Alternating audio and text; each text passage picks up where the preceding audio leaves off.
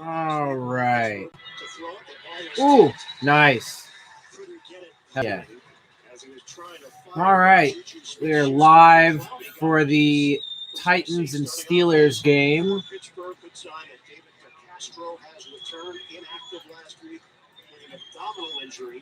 Chase Claypool, he's making a lot of noise. People are paying attention. 2nd and 10 for Steelers. Physical gifts that Mike Tomlin and Ben Roethlisberger have really been impressed. Come on, Titans. Definitely rooting for the Titans in this one. Although it's kind of weird because I have like when I'm not watching Dolphins games, if it's not a Dolphins game, there are other teams that I will root for. Like if we don't play the Texans, I'll generally root for the Texans because one of my best friends is a Texans fan. My sister's a Steelers fan, so I'll root for the Steelers. But I am a big Tannehill fan, and I'm wearing his jersey, his Dolphins jersey, so I am going to be rooting for the Titans in this one. Come on.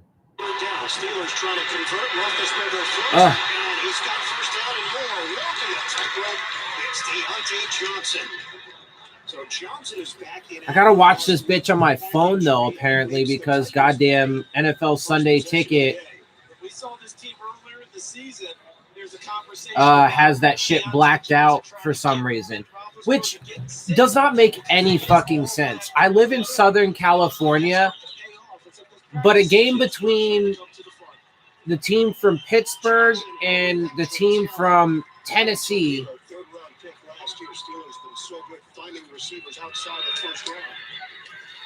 Pittsburgh and Nashville, Pennsylvania, Tennessee, is blacked out. I don't understand how their shit works. It's supposed to be local in-market fucking games that I'm not supposed to be able to watch. I don't see how Tennessee and Pittsburgh is anywhere close to that, but okay.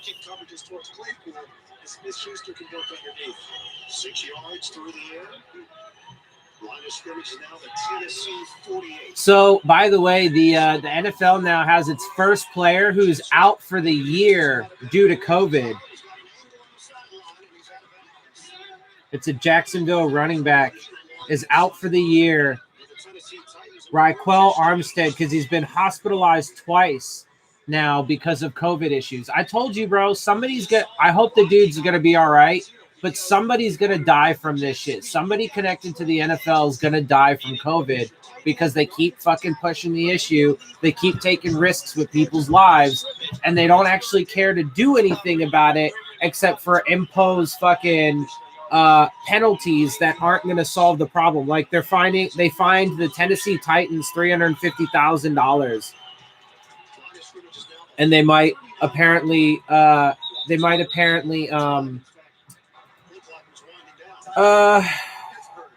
was I going to say? Discipline the Raiders harder than what they did the Titans. Because, dude, like, they're not – I mean, I don't know how many times I've said it. They can't control this shit. Let's also note, though, that yesterday America hit a record for number of new cases in a single day. And I can't imagine how people think that these football games are not contributing to that, especially when they're allowing substantial amounts of people into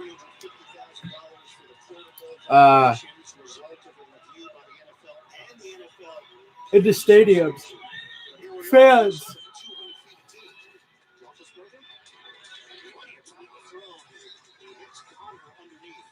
Come on, baby. Steelers are driving right now, man, but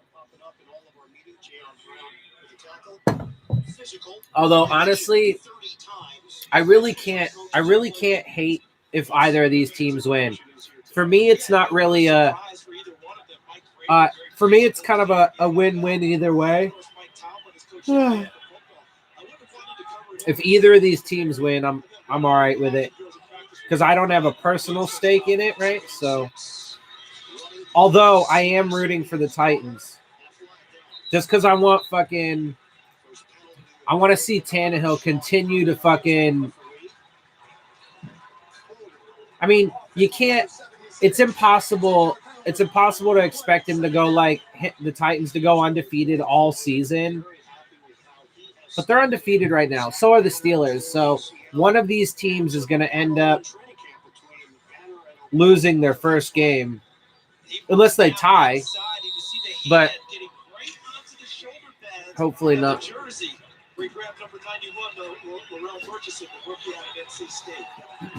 we'll switch here. Farland checks in. Rookie out of Maryland, and he'll set up as a receiver out wide. 16. Rush coming. Come on, get him. Nice. A 2nd and 16, picks up like maybe 5 or 6. So many targets. Jayon Brown, that stuff once again for Tennessee. Early in this game, it seems like the plan from Randy. I think Sam Darnold's back in the game for the Jets. That's interesting. Although it doesn't matter. I mean, the Jets very well could end up going winless this year. But then again, maybe they'll squeak out a win at some point. You never know, right? I just feel bad for Gase because the past few years of his career, ever since his 2nd year in Miami, I personally don't think year 2 and year 3 of Adam Gase's time in Miami was a problem at all. I mean, they were, down years compared to his first season where he took us, to the playoffs after going 10-6, right? But because we didn't have as good a record and we didn't make it to the playoffs. But none of it was his fault. Not a single bit of it was his fault, right? He did the absolute best he could. And then simply because of that, and because he absolutely refused to acquiesce to Stephen Ross's tanking philosophy, he got fired, right? So it's unfortunate. This team, he said, I like the way we're ending games with the run. He didn't mention anything about the start of games. So I think by omission, he was saying, I'd like to start a little bit faster. That'd be nice. But you notice that last run there? The complimentary play because they ran the jet sweep to Ray McLeod. Come on, Tennessee, get a stop. Let's see, they're on the 22-yard line, the Steelers. Come on. There was a fumble. Pittsburgh is claiming the same. And the Steelers will retain. It was getting a little chippy down there. Some motherfuckers was getting in each other's faces. Who only played 11 snaps in their last game. They need way more production from him. Who they acquired from Atlanta. There he was trying to give them some. Pittsburgh fortunate to get that back. Connor hasn't put it on the ground very often. That was his first of the year. It was up for grabs. Dyer had a chance. 3rd and 1. Come on! Damn, y'all should have had that motherfucker in the backfield, bruh. A little punishment himself as he cut to the outside. And they went right back to James Conner. He puts it on the ground. Vince Roethlisberger told us earlier, when guys make mistakes, I want to get them right back involved. They go back to him. And remember, Derrick Henry's supposed to be the king of the Oh, there was a face mask on the Titans there that they missed. That judge, that female line judge or side judge there should have fucking whatever she is. I don't know what the difference between judges are. I mean, I know what a line judge is. I know kind of what the back judge is. Anyway.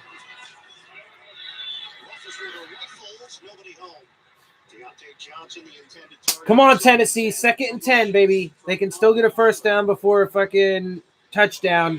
Hold them to a fucking field goal. Let's go. A simple question. How do you feel? He said, I was walking around my house this week. I thought to myself, wow, nothing hurts.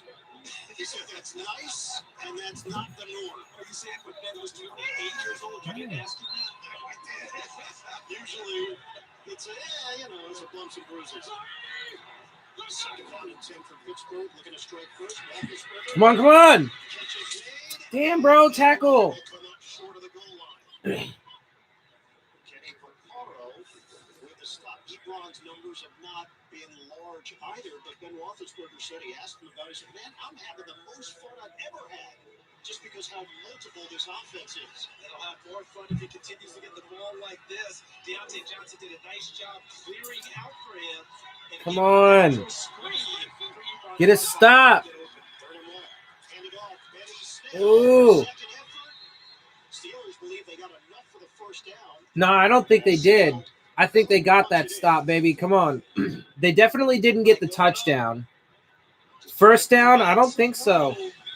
Snell trying to get himself sideways, make himself skinny in the pile of people. I don't think he got it. Get to that first down marker. It doesn't look like they got it.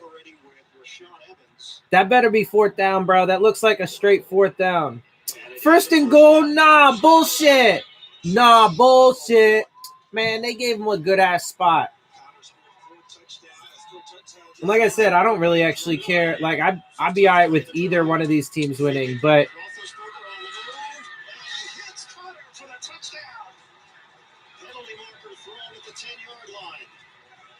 and there's a touchdown, but it might be coming back. Yeah, it looks like it's coming back.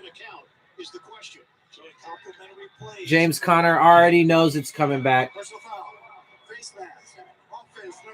Offensive face mask. Oh, shit. That's a 15-yard penalty. Hell yeah. Fuck you. No, I'm just playing. Like I said, I root for the Steelers when we don't play them. But I do want the Titans to win this game, so. There's the face mask. And actually, for good measure, he got it with the right hand as well. He did. He doubled down on it to make sure that he got it in. Points, as you mentioned, on the board. Come on, baby. Tennessee needs to get a stop. Let's go. 6:33.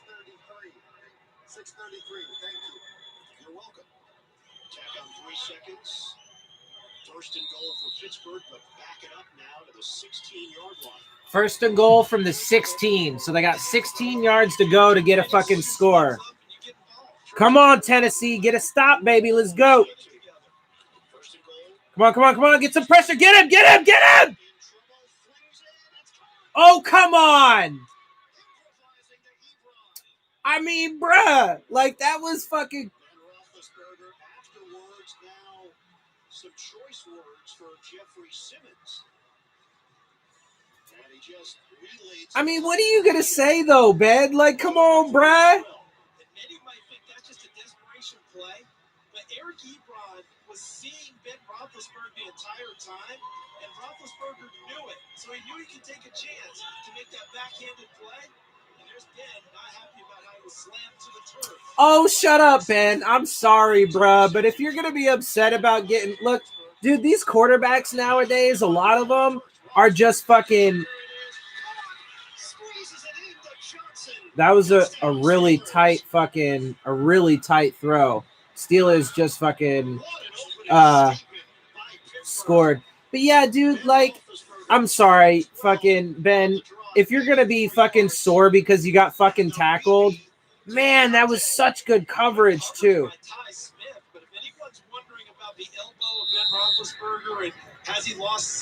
But, yeah, bro, like, if Ben Roethlisberger is going to be upset for getting tackled there, like, you need to calm down, bro. Like, you're a goddamn football player. I know you're old as shit now, but, like, this is kind of your job and this is what you do for a living. And you, like, chose to play a violent sport as a job. So I don't think you really – and it wasn't, like, a bad hit. Like, it was fucking – there was tons of pressure. He got flushed out of the pocket. And he did, like – he just kind of, like, flipped it. It managed to be a completion and picked up solid yardage. But – tested by dermatologists. I got my skin clear, and their skin too. They have a simple 3-step system designed for you. I mean, it was totally a fucking clean hit. And then he starts fucking chirping at the defensive player like he was fucked up somehow. Like, bro, get the fuck out of here. But I mean, honestly, though, if you look at the way that they've designed the rule book, the way that they officiate games and stuff like that, the way that they like protect the shit out of the quarterback, dude, like I think it's fucking stupid. I think it's super stupid.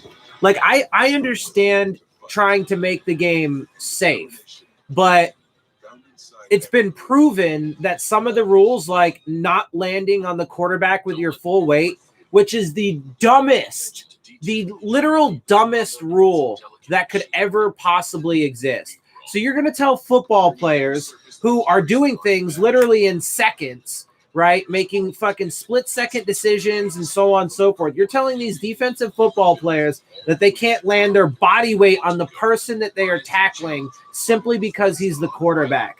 Like, are you fucking kidding me? What kind of dumbass bullshit is that? It's absurd. And I always go back to this because a couple years ago, the Dolphins lost a defensive lineman because he tore his ACL trying to, adjust his body so he didn't land on the quarterback with all his weight. Like, it's fucking stupid. It's absolutely fucking stupid. And he's a fucking football player. If they, like, seriously, I mean, if people can't understand how much they baby quarterbacks with just that one rule, let alone the fucking a million others, right? Like, then, I mean, like, I just don't understand how more obvious it could be. And the reason for it is simply because they want to make sure, it's interesting. They want to make sure that offenses get as many opportunities to be fucking explosive and put up points as they can. That's why we've seen record number of points in the past few years and, multiple seasons the past few years. Because all they care about is making sure that offenses are explosive so that way people get to see a lot of points put up because that's what draws ratings and shit. It's all about their money. It's all about their money. They don't care about the safety and the health and safety of anybody. They don't care about the quality of the game. It's a complete lie when they say that. Unlike any other, the best is on CBS. All right. Long drive from Pittsburgh. We asked Ben Roethlisberger about the matchup. He said, hey, major test. We're going to see. I have got to use the bathroom really fast.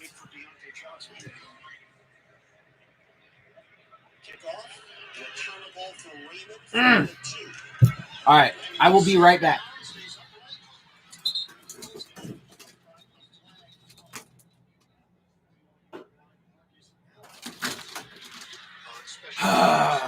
Okay, never mind. I have to wait. Because as usual, the fucking moron that fucking cannot seem to fucking stay out of the bathroom is constantly in there. Number 56, 10-yard penalty from the dead ball spot. First down.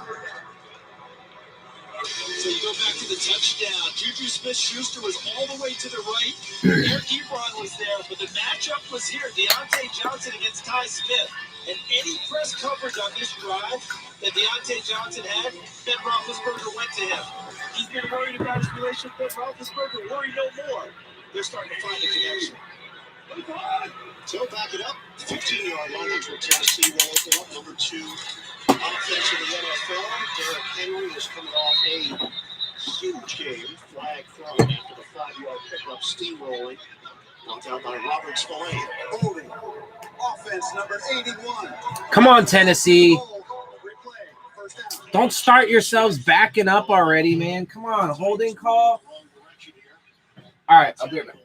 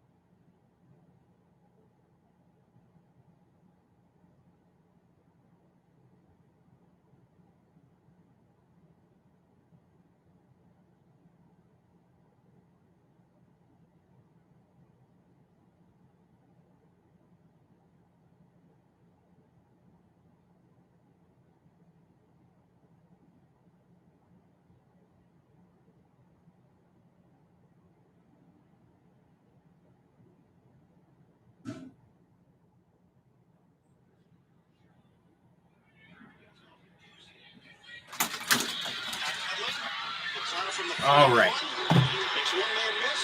Another cut. Beautiful on-field move. Ah, And the Steelers sure. will have good field position after the 59-yard boot. 8-yard Well, return. I have returned. Can't get off to a much better start than Pittsburgh. Let's see. Sometimes you need to take a moment for yourself. Instacart is here to help make your day a little easier. With retail partners like Walmart, you can get all the items your family needs, and a shopper will safely deliver them contact-free in as little as 2 hours. That's what I care about. So while you recharge, I kind of want to make them like even size though. Right? Go to instacart.com or download the app Whatever. to save $10 on your order using the code WALTAP20.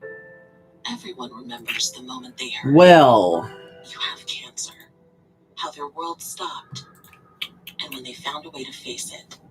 For some, this is where their Keytruda story begins.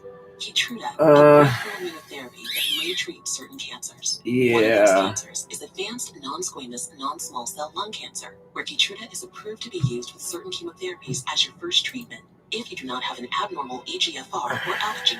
Keytruda helps your immune system fight cancer, but can also cause your immune system to attack healthy parts of your body. This can happen during or after treatment and may be severe and lead to death. See your doctor right away if you have new or worse cough, chest pain, shortness of breath, diarrhea, severe stomach pain or tenderness, nausea or vomiting, rapid heartbeat, increased hunger or thirst, constipation, dizziness or fainting, changes in urine or eyesight. oh my God. Weakness, joint pain, confusion, Dude, I hate fucking rash, itching, or flushing. I hate commercials about like any prescription drug because they'll be like, oh, it's so wonderful. And then here's this long list of things that it could do to you that will be fucking absolutely terrible. Like, oh my God. Advanced cancer, and is being studied in hundreds of clinical trials exploring ways to treat even more types of cancer. It's true. Keytruda from Merck. See the different types of cancer Keytruda is approved to treat at Keytruda.com. Man, I'm telling you, bro, if I had the power to fucking make changes in the world, I could make a world that is fucking perfect. Well, as perfect as it could possibly be. As perfect as the world could potentially be, I could make it that way. I wish I had that opportunity, but alas, I do not. Lineup from Honda. And by Lowe's, we put the home and home team. Well, stream's kind of boring today, I guess, huh? Yeah. It's not a Dolphins game, so I don't have my normal fucking peoples in here. And, of course, I'm not a particularly popular channel either, so no surprise. All right, well, come on, fucking Tennessee. Y'all need to get a stop. Pittsburgh wants. Keep the ball away from Derrick Henry by possessing it on offense. And then when they're throwing the football, a lot of throw short, run long philosophy right now. Hoping later on they'll have a chance to throw it over the top. But how about all the motions and shifts we're seeing? Come on, Tennessee. All of those motions and shifts, all those complementary plays, giving the Tennessee Titans a lot of eye candy early. Yeah, I mean, this is a tough game because Pittsburgh's good. Come on. That was very risky. Nice. Hell yeah. Third and super long. You know the Steelers have absolute trust in their commander, which has been Roethlisberger. But this might be one time where James Conner might question what their leader was doing. Like, why are you pitching it back here? Yeah. You probably would just have better served to go down, but that was Roethlisberger trying to make something out of nothing. Yeah, that was not a particularly good decision, but that's all right. 3rd and 14. Come on, Tennessee. Get a stop, baby. Gotta get a stop. Gotta get a stop. Really, dude? Come on. How y'all gonna let him be wide open like that? Wide open. And a major problem all year for the Tennessee Titans defense, third down defense. We talked about it at the top of the game. They've got to find a way to get off the field. Kevin Byard, their safety, told us. Fuck, dude. It was 3rd and fucking 14. Come on, man. 3rd and 14, and Ebron comes up with a big play. And Randy Fichtner, offensive coordinator. Jesus Christ, dude. They have an extra offensive lineman, Gerald Hawkins in. Ryan Cuddy, Connor. Darting move by Connor. Come on, man. Get a fucking stop. Let's go. 6-yard line. They're doing whatever they want on offense. And they're doing it methodically. Yeah, no shit, bro. Like, you just gave up a 3rd and 14, man. It was like a 20-yard pickup, too. Double pullers going from left to right to lead James Conner. You'll see this throughout the ball game here, and then watch Filer, 71. He comes from his left guard position to lead. Both of them get blocks in the open field, and Conner's very patient, following the blocks and going where there's open space. 7-yard pickup, 2nd and 3. God damn it, dude. Let's go. Checo. Roethlisberger gets rid of it quickly, and it hits Juju Smith-Schuster. I mean, Hit along the sideline. it's probably Just needed 3 yards a there. first down. With the tackle, It's close. and it will be enough. Yep, first down. No, it won't. Short. And Landry limping off the field. If they'd already changed the chains to first down, you notice there's Sean Hockley, our referee. Make sure you tell the coaches it's 3rd down. How about how Ben's spreading the ball around? Okay, so it's 3rd down. Chase Claypool's name yet for a catch. No other than a fake on a jet sweep. That was it. So maybe he is opening things up again for Juju. Now they moved the fucking, they had already moved the fucking sticks like fucking morons. We asked him about this matchup, and he said, hey, look. So now they got to fix the chains. I think it's the same in football. We both have the supreme desire to play. Come on, Tennessee. Fuck, dude. They're already in field goal range. Get a fucking stop. 3rd and less than a yard for the Steelers. Damn. I mean, that's an easy first down. Driving for the first down. Dropped at the 31-yard line. And the Steelers have absolutely controlled this opening quarter. Well, I might Push him as hard as you can, try and move it backwards, and James Conner's just find a spot. That's exactly what I might end the stream if nobody comes in, chats with me. James Conner, 4 straight games for the rushing touchdown, over 100 yards, and 3 of his I'm not gonna last just 4. talk to myself Henry's been getting for all the 3 attention, hours. rightfully so. But James Conner's been on a hot streak himself. End of 1 in Nashville. The Steelers. Really? It's the first quarter already? Jesus Christ. One of these two teams will remain undefeated when this day is done. We'll have the second quarter coming up here on CBS. The 4.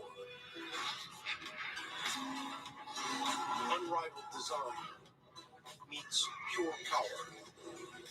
BMW, the ultimate driving machine. Stupid as fuck. When I was in high school, this was a theater I came to quite often.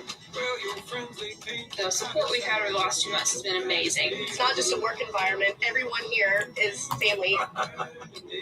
If you are ready to open your heart and your home, check us out. We thought for sure that we were done, and this town said not today.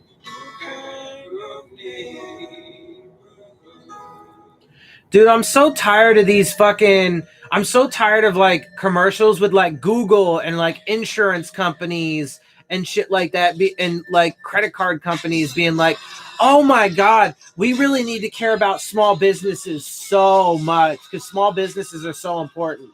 Dude, they don't give a fuck about small businesses. And the fact of the matter is small businesses are being decimated by this fucking shit. And there have been massive fucking monopolistic moves made.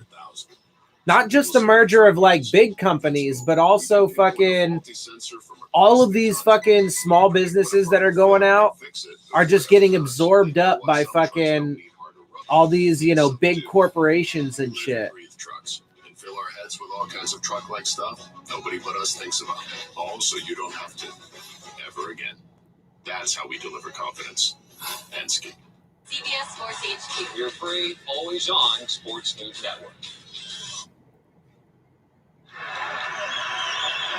Come on, Tennessee.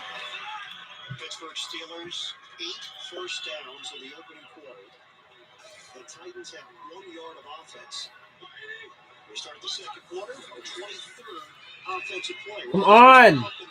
Oh. Off the hands of Deontay Johnson, incomplete. 2nd and 10.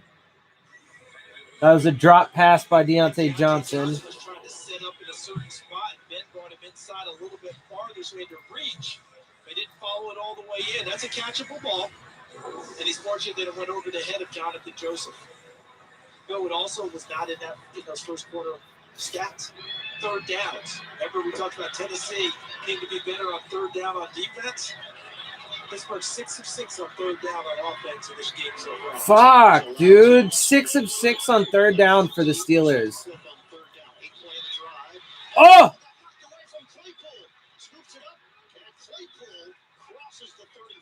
Fuck, come on. Get that turnover, man. That should be an incomplete pass because that ball's pitched forward. This is a forward pass. This is why teams do this. So that doesn't become a fumble. See, when you hand it off forward, now you're in jeopardy of if that's a fumble, it's a loose ball. When you pitch it forward, it's a forward pass. He doesn't possess it. Incomplete pass. You come back for the next down. So Clowney gets in there. Fucking lame. Never had it completely clean. We see so much more of this jet sweep action with the Pittsburgh Steelers. Come on, fucking Tennessee. Let's do this. Well, it's 3rd and 10. That's different. 3rd down at the dead ball spot. And that's fine if that's the determination. But the reason teams pitch it forward is in case it is an incomplete pass so much. So not an incomplete pass. Well, wouldn't that be a loss of some yardage then? For sure. So it's going to be like 3rd and 11 or 12. 3rd and 12. Dude, I swear to God, Tennessee, if you give them another fucking 1st down on 3rd and long, you guys better get a fucking stop here. You gave up a 3rd and 14 already. Come on, bro. I mean, they're like on the edge of fucking field goal range, so come on.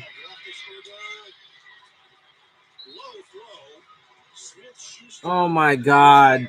Bro, really, dude? Come on. Can y'all not cover or what? I mean, why are you giving him so much room to begin with?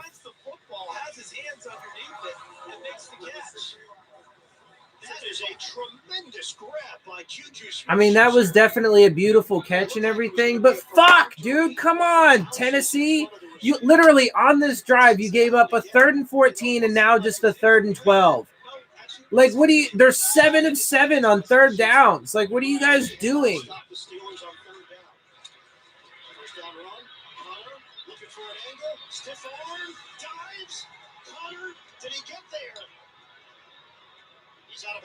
Fuck. Yeah, I mean, I'm honestly fine with either team. My sister, like, I'm a Dolphins fan, so I don't really care, honestly. I mean, like, I'm a Dolphins fan, so neither of them are my teams. But my sister's a Steelers fan, and so I will root for them often when they're not playing the Dolphins. But I'm a big Tannehill fan, so I'm rooting for the Titans. How do you feel about us throwing Tua into the fire? I don't like it. Plus, we have a winning streak that's rare for our fans. I think it's dumb to mess with momentum and chemistry. Yeah, I don't like it. I disagree with it. And frankly, if I'm being honest, which I always am, the only reason why they're doing it is because of the hype. Like, all of these narratives that are going around are just total bullshit. And also, by the way, there's no way for me to prove it, but I virtually guarantee you that Stephen Ross told Brian Flores now. He told him to do it now. Because look, some people were like, oh, they were just waiting for the bye week to do it. First of all, the bye week got changed. It used to be week 11. Then it got moved up to this week because of COVID. So I'm calling bullshit there. because if that was the case, then they would have been planning for it in week 11. I don't think they were planning for it like that at all. I think that they were just at some point going to make the decision. And they just decided to do it at that time because Tua actually stepped on the fucking field.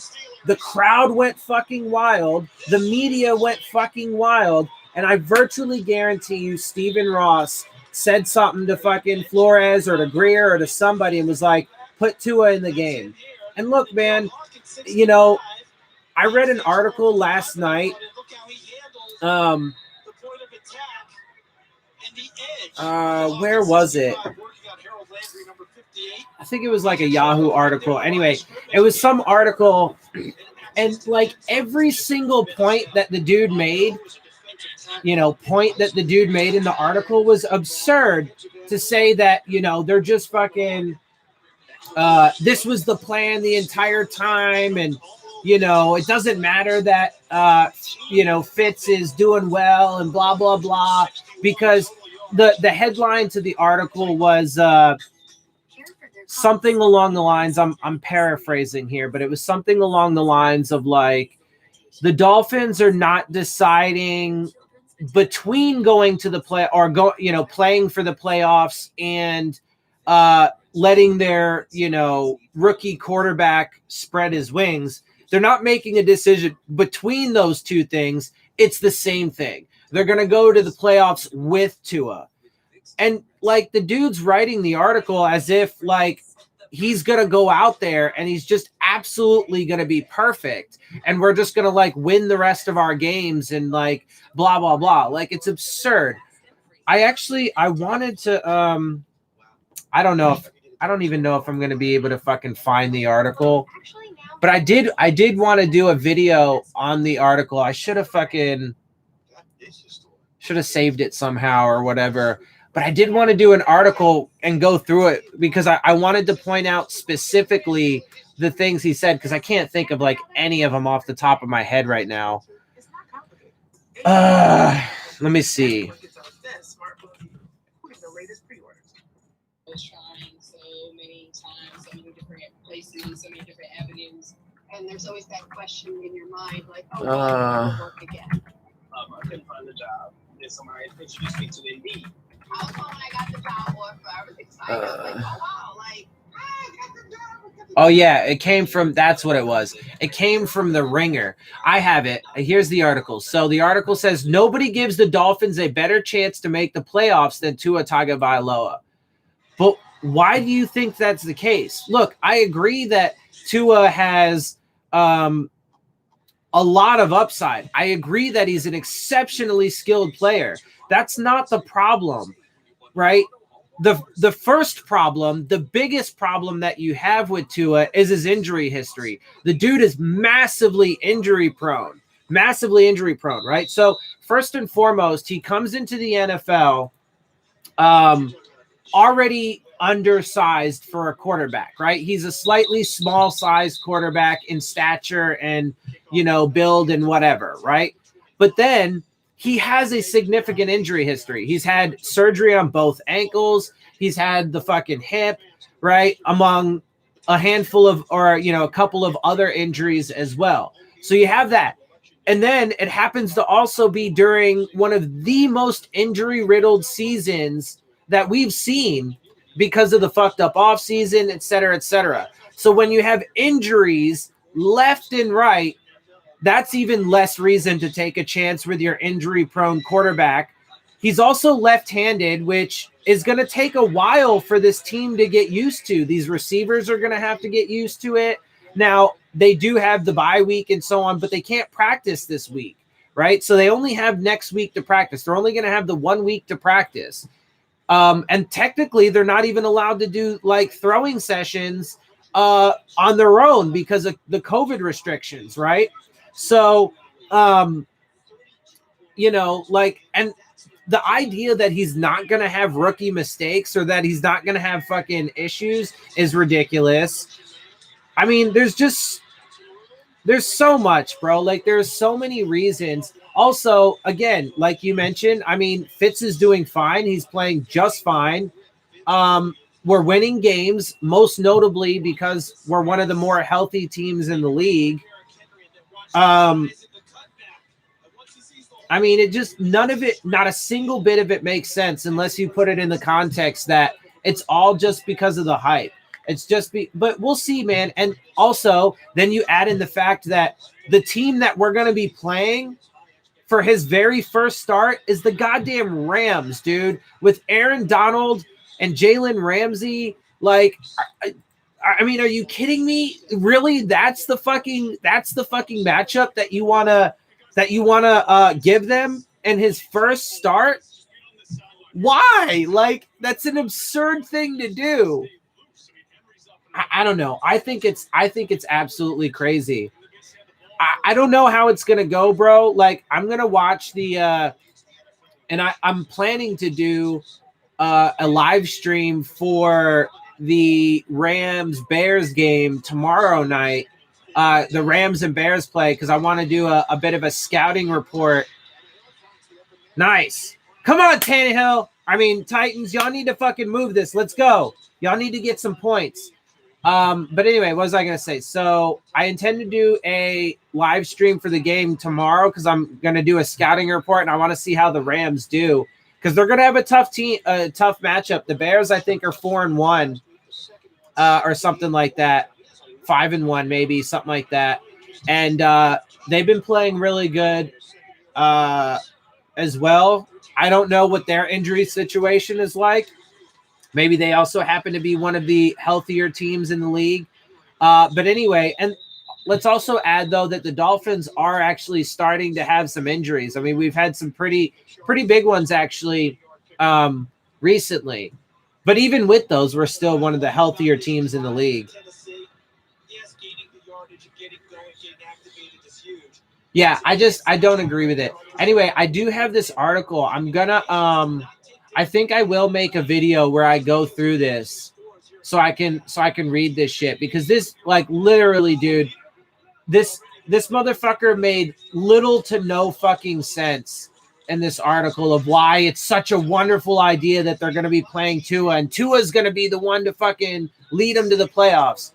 I hope he's right, and I hope that the organization is right, but I just think it's an incredibly big mistake, especially the way that they handled it. Like, Brian Flores is like, oh, man, I'm just sorry that I couldn't tell the team before, it got leaked out.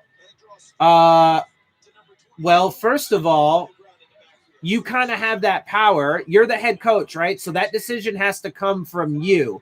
So you could literally tell nobody until you tell everybody, right? If that's something that you really care about. Nice. Fuck yeah. Go ahead, Titans. And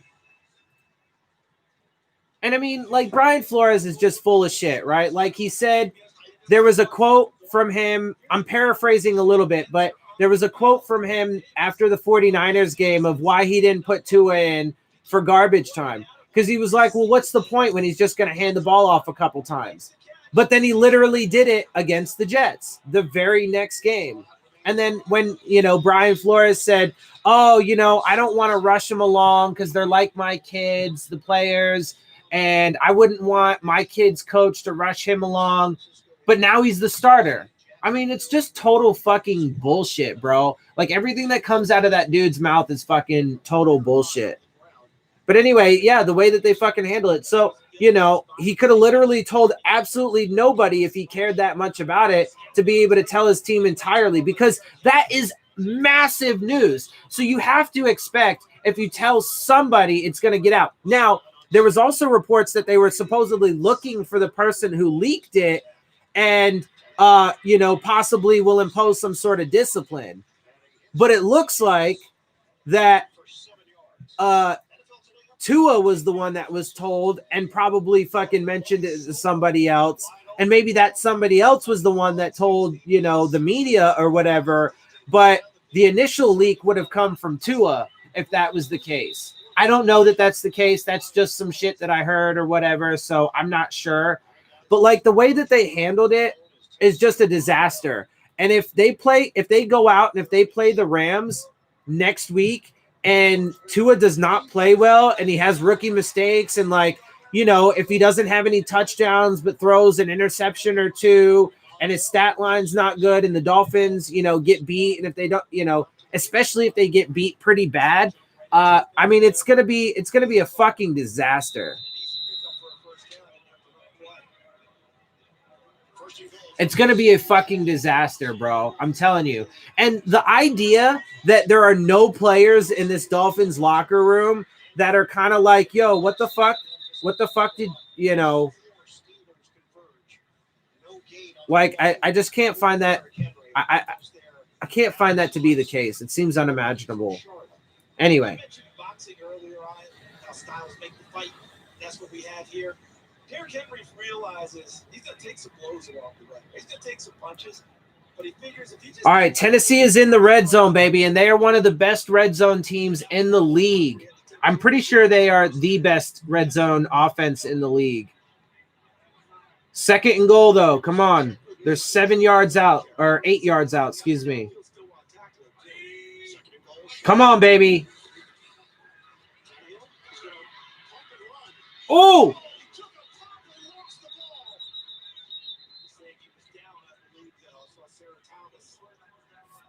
Yeah, he was definitely down. That was a big hit Tannehill took. It was clean, though.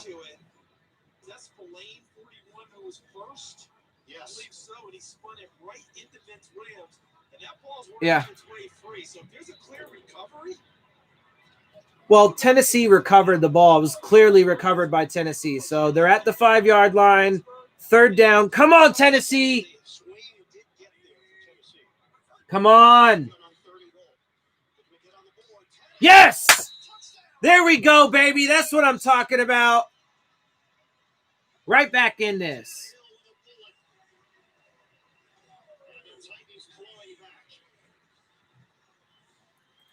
Also, it looks like after the Browns went on a fucking nice little streak to start the season, it looks like they're starting to crumble. Because look, bro, tanking doesn't work, bro. It does not work. Tanking doesn't work. It does not work in the NFL. It hardly works in any sport. There have only been like, you know, a couple instances in basketball and baseball where they legitimately fucking, you know, had a successful tank to turn their fucking franchise around.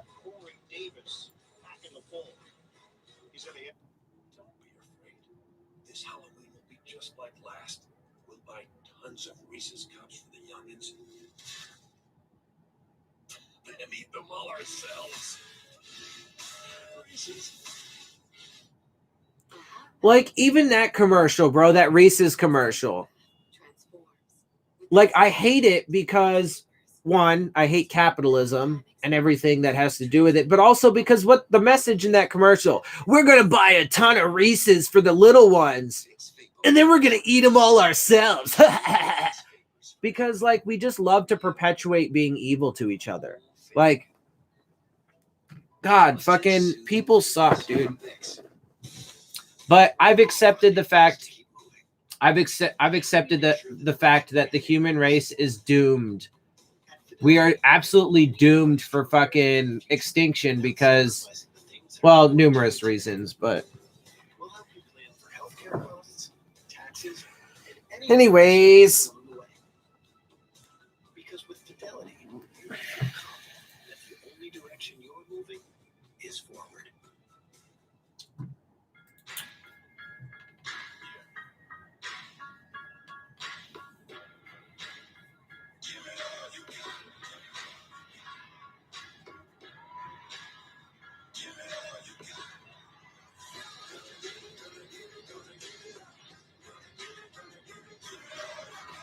For the Shibathon because the obstacles are bigger than ever this holiday. Shop at Ship Early. FedEx. Burger King asks people to describe the Whopper by heart. Ooh, Whopper. You can taste the fire. I love the pickles. I love the lettuce and the tomatoes. Love those pickles. The sesame seeds on top of that bun. There's nothing like it. Flame grilled patties. Me encantan. Mijo, ¿llegas a Whopper? People crave the flame grilled patty. Oh my First, God. the veggies, the toasted sesame seed bun with mayo. They crave the Whopper and nothing but the Whopper. Gross. Flavors and preservatives from artificial sources. Your way better. Thursday, November 5th on CBS. All right, baby, let's go. Tennessee needs to get a motherfucking. They need to get a stop. 12 plays, 75 yards, 6 minutes and 50 seconds. And it's Tannehill to Davis. Oh, looks like Odell Beckham Jr. is now out with a knee injury. Bruh, the fucking injuries. I'm still amazed. I'm still amazed, though. Like, honestly, every week that goes by that the NFL remains going, it's both shocking and appalling at the same time. It's appalling that they continue to push this issue when COVID continues to fucking spread. And I just mentioned earlier about the Jacksonville Jaguars running back that has officially been ruled out for the rest of the season and his career just honestly could be just flat out over because he's been hospitalized twice now due to COVID complications. And I've been telling y'all, look, it's not just having the virus initially that's the problem. Yes, it's super contagious. Yes, it's very deadly. But it does a whole bunch of things to a bunch of different internal organs that are absolutely devastating. And it can cause death or serious illness after the fact, after you've actually had the motherfucker. It just ravages the body. So, it's astounding, But like I said, we're not even halfway through the season yet, so I can't imagine that they make it the entire way. COVID continues to spread. The injuries continue to mount. And again, we're not even halfway through the fucking season. I mean, this season is such a disaster. Not to mention the way, it's affected fucking outcomes of games and shit like that. I mean, there's not a single game that you could talk about and evaluate without talking about, the effects of COVID and the injuries that have happened, right? Like you can't. And also, anytime, anybody's like, oh, well, yeah, no excuses. We just got to go out and play, just as if we had all the normal players on our team. Like, that is the most absurd thing to fucking say. So the 49ers, for example, right? So they've lost Nick Bosa and Solomon Thomas and Ezekiel Ansah. Like, when we played them, they didn't have, any of their starting corners in the game. Garoppolo was still, feeling the effects of his foot injury. Raheem Mostert's been in and out of the lineup. So they're supposed to play as if everything is exactly normal and they have all of the same personnel. No, that's absolutely absurd because clearly they're not going to play the same because it's different personnel. Take the Dolphins, for example, right? They just made the switch to Tua. It's going to be way different. The play calling is going to be different. The fucking Tua's a left-handed quarterback, which means the right tackle is now his blind side as opposed to the left side. The left tackle being, Fitz's blind side. Bruh. It's absurd to say that nothing changes. And I hate the no excuses ever, lines. It's not an excuse, bro. It's not an excuse to say that you have been absolutely decimated by injuries. And I'm sorry, the expectation is, unfortunately there's going to be a drop off in play. And sorry guys, we're going to do our best, but sorry if, we're not able to, play at the same level that we would have been able to play at if we had all of our guys. It's retarded. It's Clowney. You know, during the week, Ben Roethlisberger watches tape, takes films, and takes clips of them and sends them to his receivers with notes. See? I'll bet this is going to be a clip where he says, Deontay, remember now, even if it's a free play, let's cash in. Right? There's the opportunity. I mean, he tried to catch it. What are you talking about? There's our chance. Free play. Let's go ahead and finish it off. 3:04 remaining in this first half. 14-7 Steelers. Line of scrimmage is the 20. Second and 5. Come on. Roethlisberger downfield. Nearly an interception off the deflection. Eric Ebron, the intended target. 3rd and 5, Tennessee. Come on, y'all need to hold them. Because they're hand fighting each other downfield. Isaac Jonathan Joseph, the veteran corner, see them both fighting for. I mean, honestly, bro, that could have been an offensive pass interference. He straight up grabbed the defensive back. No flag. I like that. Yeah, I mean, that's fair, though. They both had hands on each other. On 3rd down, 7 of 7. Tyler and Cam giving us an interesting perspective. Come on, baby. Got to get a stop here. 3rd and 5. They're on the 20-yard line. Let's go. Got to get a stop. Hold them to a field goal. Nice. There we go.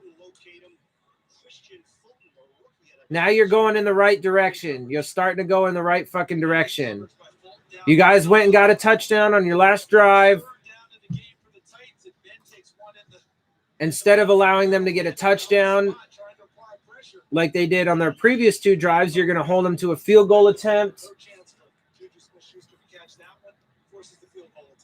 Chris Boswell, Hell yeah, baby. Come on. 7 of 7 this season with a long of 41. This is a 38-yard attempt. And it's good, so it's going to be 17-7. It's a 10-point game. Second quarter, back to Nashville. Damn, there's 2:50 in the fucking half. That's it. All right, come on, Titans. The Titans get the ball after the half, so that's good. I like that. If they can just – they got 2 minutes and 50 seconds. I'm pretty sure they got all their timeouts. If they can just go down and put up a touchdown, I mean, even a field goal would be fine, to be honest, because then that would just make it a 7-point game. But if they can go get a fucking touchdown, make it fucking 17-14, then we're fucking talking. Run out the fucking remainder of the clock in the half. You got 2 minutes and 50 seconds. That means you obviously got the 2-minute warning. I'm pretty sure they have all their timeouts. So if they need them, they can use them. Otherwise, I would just let that fucking clock run down. Use Derrick Henry. Fucking run the ball a bit. Throw in some play action pass. Even if it's just, you know, some safe options to check down. Just pick up first downs. Move your way down the fucking field. Take as much time as you need. Put up that fucking score. Make it 17-14, and it's looking good going into the half. The daytime coughing, aching, stuffy head, fever, power through your day, medicine. Let's take a call. Tony, my fantasy team's up by 40, and all my opponent has left as a skipper. You guys know what that means? It's live time. Live time. Live time. Oh, God, I hate commercials so much.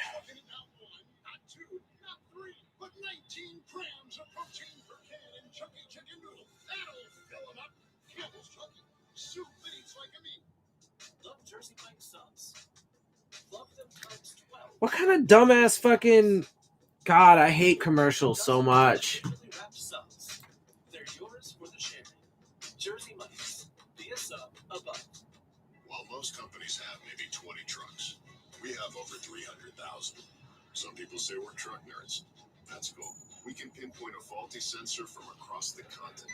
We can predict when a part will fail and fix it before it ever does. And know why some trucks don't need harder rubber, and some do. We live and breathe trucks and fill our heads with all kinds of truck-like stuff nobody but us thinks about.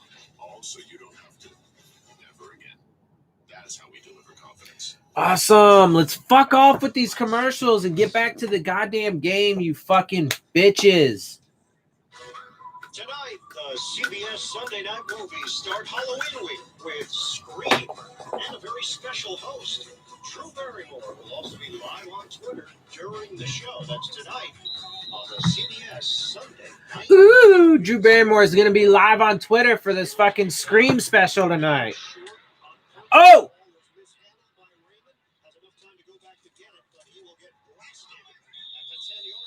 Damn, Raymond, you had a good fucking lead, too. You could have gotten solid field position. It was exactly what the Steelers wanted on the intended short kickoff. Interesting to see how they decide to run this drive. 2:44 on the clock. They do have their timeouts. You get the extra with the 2-minute warning. Do you stray away from what you normally do, or do you try and go with the normal? Make sure Come on, baby, 2:44. I mean, they got plenty of time. They still got 3 timeouts. They can run the ball a little bit. They don't have to be fucking totally one-dimensional.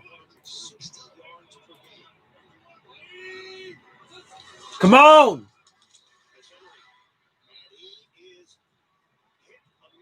Not like that, though.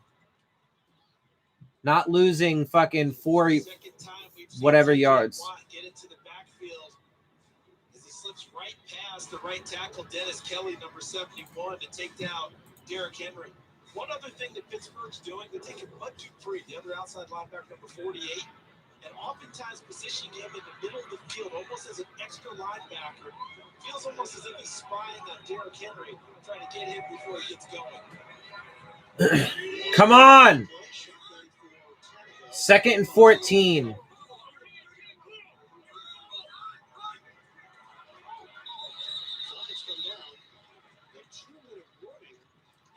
Ha! Now it's just an issue of timing.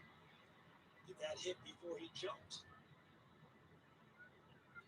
Just in real time, it felt 2-minute warning, jump. That might have been the intention of Tennessee to wait it out. The game clock hit 2 minutes before the neutral zone infraction occurred. There is no foul. It's 2nd down. This is the 2-minute warning. To the left. I don't know, bro. That should have been a penalty. Come back for the final 2 minutes of the second. Does scrubbing grease feel like a workout? That should have been an offsides penalty or neutral zone infraction, whatever penalty. Faster, making easy work of tough messes. Dawn is a go-to grease cleaner throughout the kitchen too. Keep a bottle in the laundry room to pre-treat greasy stains. And keep Dawn in the garage to lift grease off car rims. It's even gentle enough to clean wildlife affected by oil. Dawn's grease cleaning power takes care of tough grease wherever it shows up. Scrub less, save more. Damn, bro, the Jets are beating the Bills right now, 10-0. Yo, the Bills better not go losing to the Jets. Opdivo plus Yervoy is for adults newly diagnosed with non-small cell lung cancer that is spread and that tests positive for PD-L1 and does not have an abnormal EGFR or ALK. It's the first and only chemo-free combination of 2 immunotherapies that works together in different ways to harness the power of the immune system. Opdivo plus Yervoy equals a chance for more days, more nights, more beautiful weekends, more ugly sweaters, more big hugs, more small outings. Opdivo and Yervoy can cause your immune system to attack normal organs and tissues in the body and affect how they work. This may happen during or after treatment is ended and can become serious and lead to death. Some of these problems may happen more often when Opdivo is used. Oh, we are so fucked. Amy Coney Barrett is going to be on the Supreme Court. Nausea or vomiting, dizziness, fainting, extreme tiredness, weight changes, constipation, excessive thirst, changes in urine or eyesight, rash, itching, confusion, memory problems, muscle pain or weakness, joint pain, flushing, fever, or tingling in hands and feet. These are not all the possible side effects. Tell your doctor. And this election is a fucking giant joke. Organ transplant or lung, breathing, or liver problems. Here's to a chance for And no matter what the outcome, even if Joe Biden somehow miraculously gets the fucking win, which I'm still not even convinced is going to happen, it's going to be a disaster no matter what. Because, first of all, if he even sees the fucking White House, he's not going to do a goddamn thing. He's not going to stop climate change. He's not going to stop the fucking raging pandemic. He's not going to fucking stop the rich from getting richer and the poor from getting poorer. But aside from that, if he wins, Trump's not going to accept it, and his radical fucking right-wing fanatics are going to cause violence. They've already said it, you know, so it's fully 100% expected.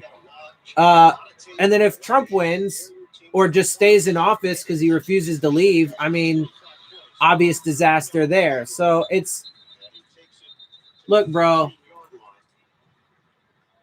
we are fucked.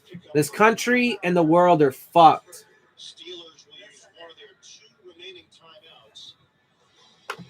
Stops the clock with 1. So there's a minute 54 left to go. It's going to be like 3rd and like 4 or something like that for the Titans. 3rd and 5 maybe. Steelers just took a timeout at a minute 54. Not sorry, Reese's. Will painting your wall in team colors help your team win? Of course it will. Why would you even ask that? No, it won't. That's retarded. That has absolutely no bearing on anything whatsoever. See, but even commercials like that, right? So like it was a commercial for Valspar paint and the NFL. And they're like, can painting your walls in team colors help your team win? Of course it can. Why would you even ask that question? No, it can't, because that's literally not how it works. It's not a thing, right? It's just literally not a thing. Because everybody could paint their walls in team colors and everybody can't win. It's not a thing. It's literally not a thing. But the reason why I hate that is because we already live in a world where people believe in like ridiculous things and fantasies and conspiracy theories and shit that doesn't exist. So, you know, all of that does is it perpetuates that. Like I guarantee you there are people that will believe all I got to do is paint my walls in team colors and then I'm going to be fucking, and then they're going to be good and they're going to fucking win all the time. Like there are so many dumb people that believe shit like that.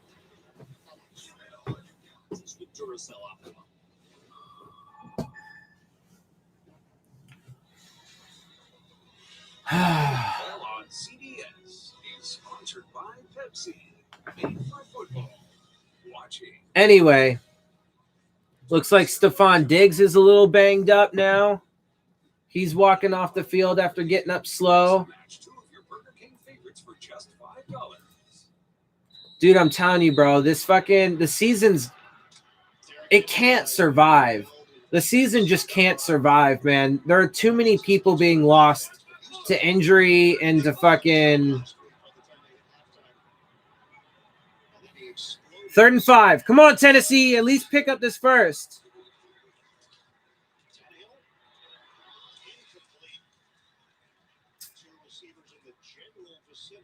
Damn it. Fitzpatrick playing center field from his free safety position. He had this the whole way. Watch his vision back into this play. And watch how the receiver comes into his spot, never moves, and now he makes a break on the football. Ball's thrown the opposite side for an incompletion. Did you ask me good? You have a baseball background because you look good in center field. He said, no, I lasted 1 day at T-ball and quit. He was just playing in the grass in the outfield. He said it was too boring. He said, I was doing cartwheels in the outfield. In right field. 1 game, done. Brent Kern to punt it. That incompletion saves a timeout for Pittsburgh. McLeod deep. Goes back to the 28. Makes a move upfield. Now he has to move. Oh, my God.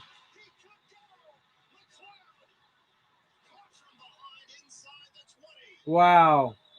They just let up a huge fucking run back.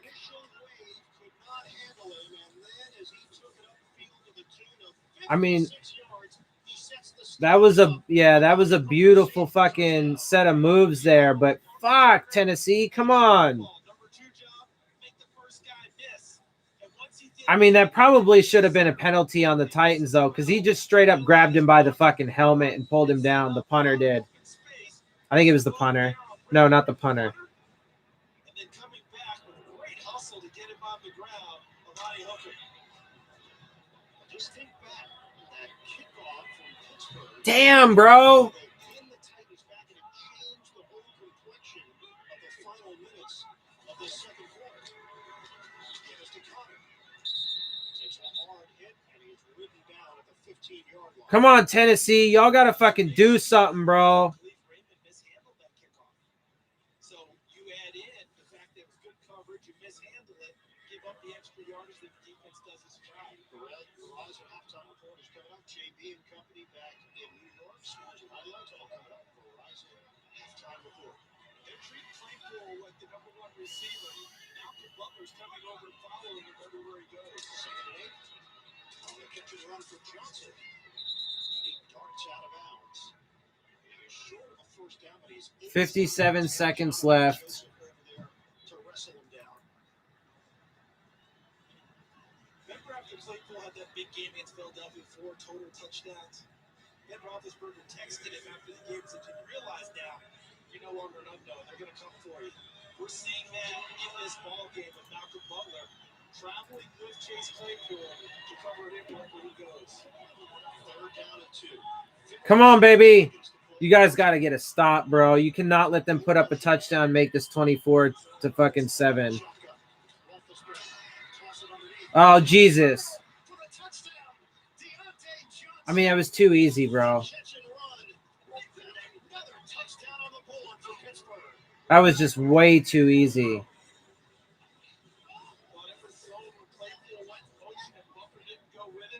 Turned out they did match up man with some pressure. Does this play remind you of anything earlier in the ballgame? Remember Deontay Johnson on the slant that gets to the outside after the catch? This time, he winds up in the end zone. And the spin against the green catches Jonathan Joseph leading. Damn, son. Have put up 24 points in this first half. Set up by a 56-yard punt return by McLeod. Deontay Johnson, 2 touchdowns in the first half for the Steelers. We know you've got your hands full at home, I'm building a spaceship. so Instacart is here to help make shopping a little easier. With retail partners like Walmart, you can get all you need from household items to fresh produce, and a shopper will safely deliver them contact-free in as little as 2 hours. Because between teaching, cooking, and parenting, there's a job to do. Go to Instacart.com or download the app to save $10 on your order from Walmart using the code WALTAP20. It's about to be halftime and shit. I fucking hate halftime. It's so boring.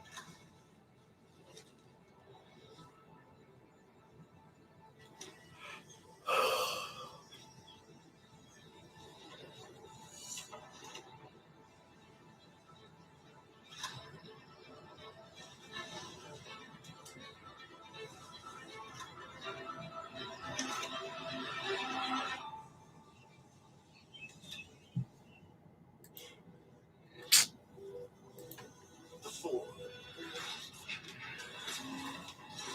Unrivaled design. No, no, no, no, no, no, no. BMW, the ultimate driving machine.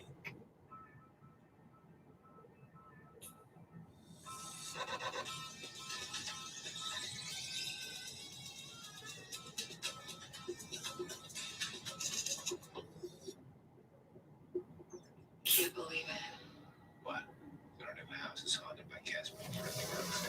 Hey, Jill. Hey, Kurt. Movies? I'll get snack. No, I can't believe how easy it was to sleep with Geico. Let's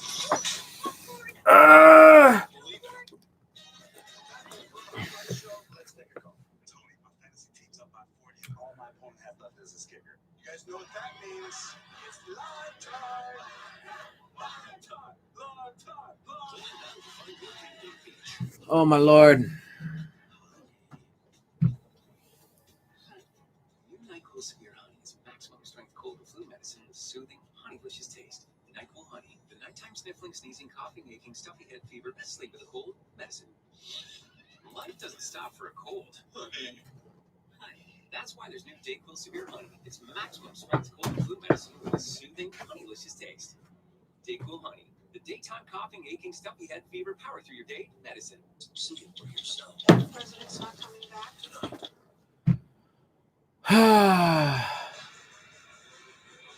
4 possessions. possessions in the first half for Pittsburgh. They've scored on all of them. Juju Smith-Schuster, even if he doesn't score, he finds the camera. There's no doubt. And the beauty has been not getting as many. Damn, Tennessee, come on. Over the head of Raymond, it's coming out to the 25-yard line. Y'all got to do a lot better in the second half. There's still 52 seconds, so they got a few shots and stuff that they can take. When you go here with the inside, you have the wrong defender, but when you go inside, you got to drive to the guy.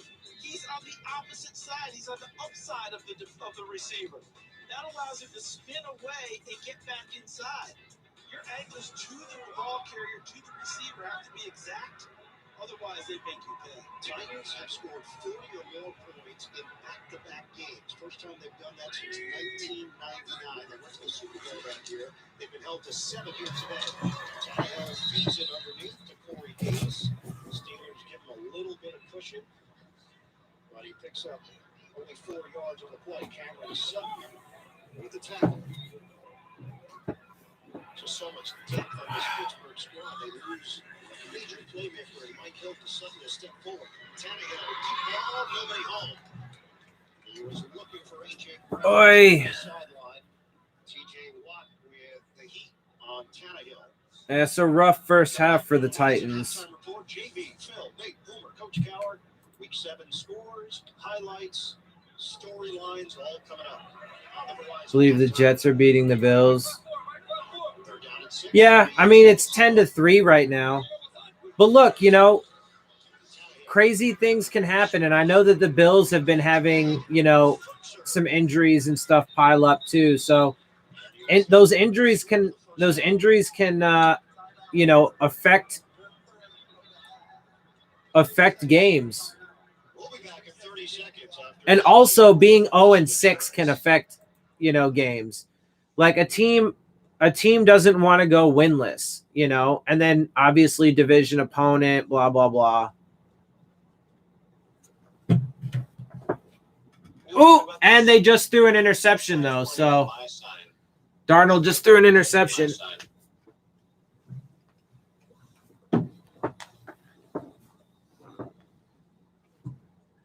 Switch to Progressive and you can save hundreds. You know, like the sign says.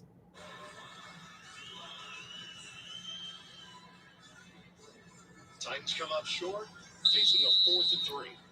Mike Hill. There's a flag, though, for them. Blitzer, Nickelback not playing today. Cameron Sutton filling in very well. So another play in the open field on 3rd down. Damn, bro. Tennessee's got a punt. Quick 3 and out.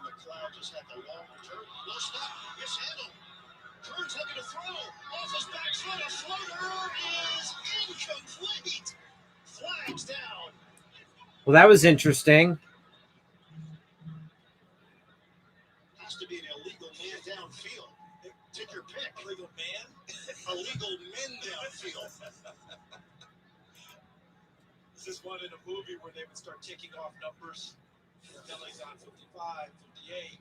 Did you think that Kern could still recover and kick this? There was room. There was room. Ineligible receiver downfield. Offense number 48. This penalty's declined. The result of the play is a among others. First down, Pittsburgh. My guess is that Brett Kern, when that mishap happened, called out the verbal signal of fire or something like that, whatever they used to let everybody know that it had been mishandled, and he was going to have to try and find the receiver. That's probably why he didn't try and kick it at that point. Because they all have that in their arsenal. Okay, if it goes, mishap goes crazy, you call it a verbal cue to let everybody know that you were supposed to run routes. Unfortunately, The Bills have half a minute left. They're trying to go get some points. They still have 2 timeouts. And the Pittsburgh Steelers have a chance to put more points on the board here with 14 seconds. Damn, bro. Tennessee's taking the time out. Tennessee, their first 30-second timeout. So we'll come back in 30 seconds. But yeah, it's like I said, dude, like the fucking this season is absolutely impossible to evaluate. I don't care who your team is, like whatever. You cannot evaluate this season with any real accuracy. Because like I mean it's just too fucked up. It's just way too fucked up. And a Cheeto. Now snack away, y'all. Because kickoff is here. And it's game day, y'all. And don't forget the chips. The Bills got 11 seconds, man. They're trying to make a move, get some more points. Right now, it would be a 50-yard field goal for the Pittsburgh Steelers. Damn, the Steelers are fucking on the edge of fucking field goal. They just got a false start, though. Offense, number 85. 5-yard penalty. It's still first down. Charles Lee amend that. It would now be a 55-yard field goal for the Pittsburgh Steelers. I like the way your math and your brain just so big, just ticks it right off. Firing off those numbers. Tennessee took the time out because they anticipated them throwing a big pass to Claypool, letting him use his length, maybe try to make a play in the end zone. So they brought Dave Cruikshank in and kicked coverage to Claypool's side. Let's see if Pittsburgh counters with a different type of a call here. Come on. Shotgun. Launches. End zone. Intercepted. Kicked off in the end zone. Stutter step move. And the decision made by Cruikshank to pitch it back. Trying to keep it alive with no time remaining, and that's it. On the toss back for Ty Smith. That was interesting. Steelers get no points out of this and a blemish on Roethlisberger's record. See, when they went out initially, Cruikshank was kicked to the side of coverage, and then after the penalty, he went to the other side and was able to come up with the interception, just activated to the active roster. Interesting. All right, there go the Steelers and Titans to half. It's 24-7 Steelers. Not a turnover, though it felt like it. End of the first half. Halftime is next. After these first half highlights from Verizon, an award from your local station. This is a game changer. The new iPhone 12 Pro. The Bills are now down in field goal range. And they call their final timeout with 2 seconds to go. So they're probably going to try and put up 3 real fast. Let's see. The Browns and Bengals are tied at 10. Texans are getting destroyed by the Packers 21-0. But they're having all kinds of issues. Let's see. Saints are leading the Panthers at half, 21-17. Bills are about to try and kick a field goal, so if they get it, then it'll be 10-6 Jets going into the half. If you ride, you get it. Geico Motorcycle. 15 minutes could save you 15% or more. It looks like they were good, so it's going to be 10-6 Jets still leading. I have no idea who gets it after the half.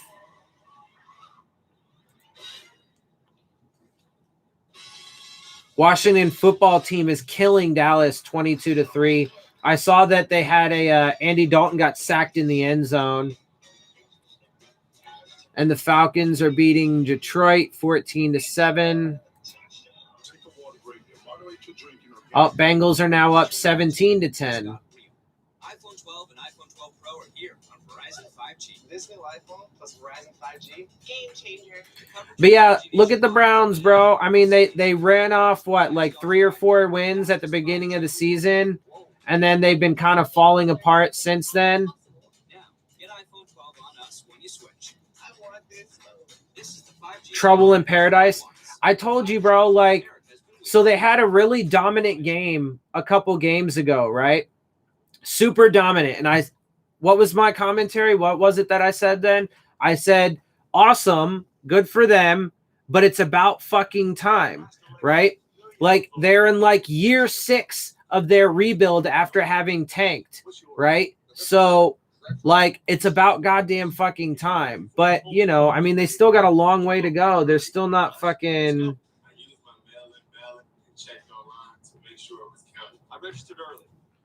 They have not proven... They're not even close to having proven that they're fucking, you know, that they're successful after having initiated a full-on tank strategy. Playing one of my favorite movies of all time, Scream. Drew Barrymore hosts Scream tonight on the CBS Sunday Night Movies. Showtime. It's on. We got this.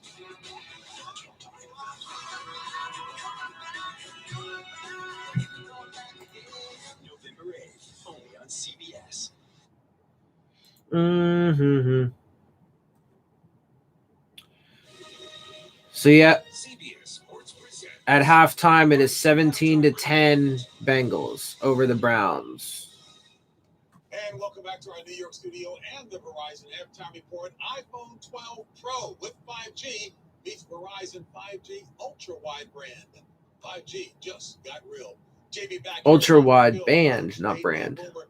Phil is proud of the fact that I'm sure he Coach is knows. sporting his National Tight Ends Day shirt. It's block, release, catch, and spike. We have 4 touchdowns in the first half by tight ends already. Okay, and then to the highlights. And here we go. And here are the highlights. Down in Tennessee, Ben Roethlisberger's going to find Deontay Johnson from 11 yards out. Ben has got 2 touchdowns on a day. And then Benny Snell takes this in from 1 yard, walks into the end zone. And then Deontay Johnson again. Boy, you talk like kid who came in this last week, a little stop, redirect into the end zone. They held Derrick Henry to 27 yards. Wow. All right, in Cincinnati. Wow. For the Cleveland Browns and try to throw the ball to Odell Beckham Jr. is picked off. He comes back, tries to make a tackle, hurts his knee, is out for the rest of the game. In honor of National Tight Ends Day, Coach, this is Baker Mayfield. It's going to hit Harrison Bryant for a touchdown. Back comes Joe Burrow. What a first half. He had 20 of 25, 234 yards. That touchdown right there. Bengals lead 17-10. The Tower Boy. Bills at the New York Jets. Jets looking lively today. Jets rookie LaMichael Pirine reaches for the pylon and gets his first NFL touchdown from about 5 yards out. Jets leading at halftime, 10-6 on the Bills. All right, down in Houston, how about National Tight Ends Day for the Packers? This is going to be a Chase Sternberger from Aaron Rodgers. He has 3 touchdown passes in the first half. They lead 21-0. Wow. Wow. That's right. Wow. Lions, Falcons.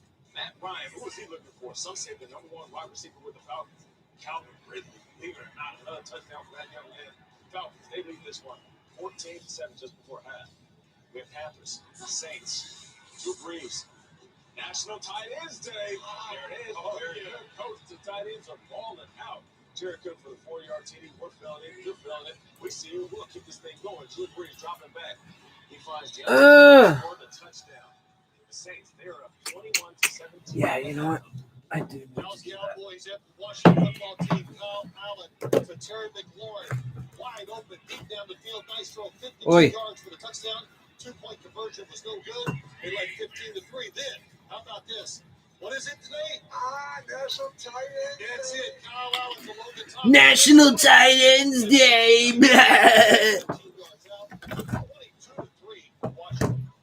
22-3. Just watching these fucking the roundup of the games. I'm getting hungry, but I need to do some other things first. I drink a detox every day.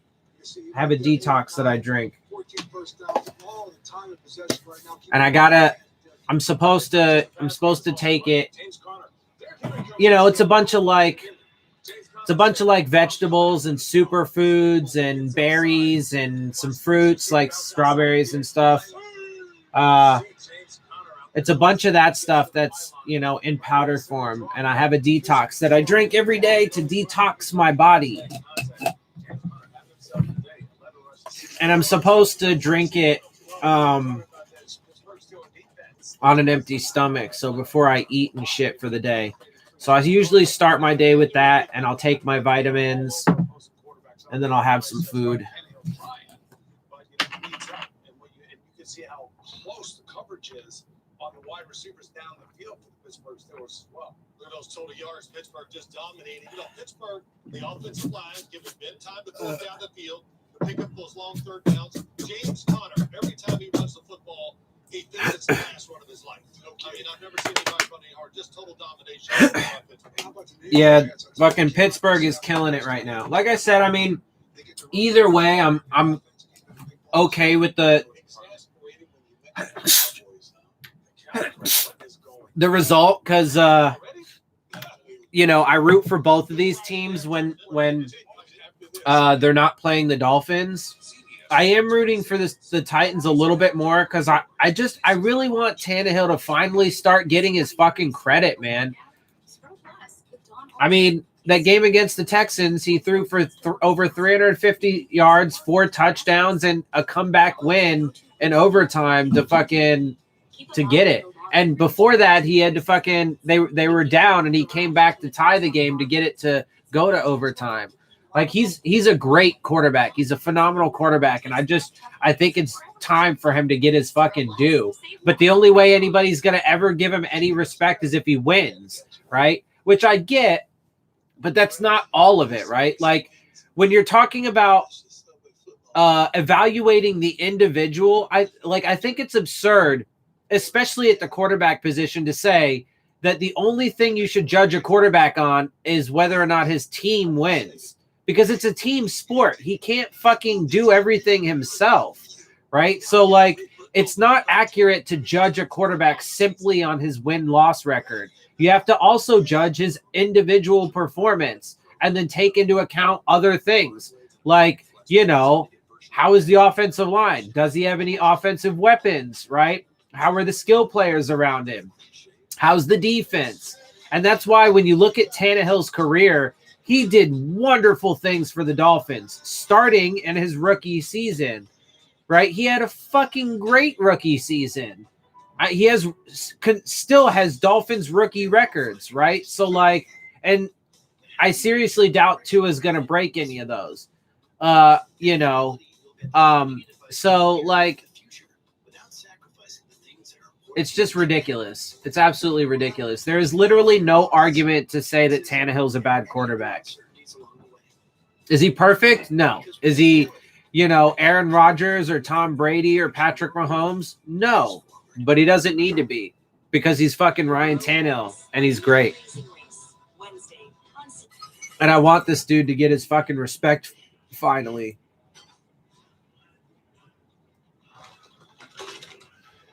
That's why I want to see him I want to see the Titans come back, man, and get this W. It's going to be tough, though. The Steelers are a tough team, and they're already up 24-7. So it's going to be hard, but it would be awesome. But see, that's the thing, though, is like, if Tannehill and the Titans can't do it, I'm not going to be like, I wouldn't be like, oh, Tannehill sucks. He couldn't fucking do something that is extremely hard against an extremely good team. Like, that's so dumb. Thank you.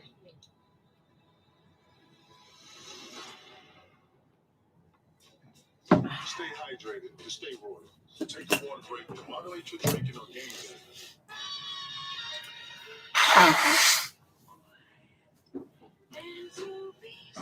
So, interestingly enough, I mean, we'll see if it ends up happening or not.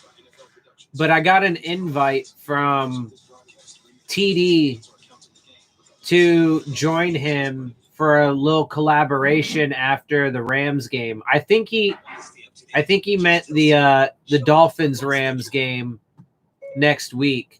So I think he means after that. Like I said, we'll see if it ends up happening. I told him I was down for it, so we'll see if he brings me on. I mean, I'm happy too. Like, I would love to be able to give my points of view to a broader audience. Tennessee comes back and makes it 14-7. And then when they have chances, they're not able to take advantage of it. They don't get off the field on third down. They give up the big punt return to Ray McLeod, and that's basically taking us where we are now. All right, let's take a look at some of the numbers. Pittsburgh. Yeah, Tennessee's got to play a lot better, man, coming out in the second half. Tennessee 83-14.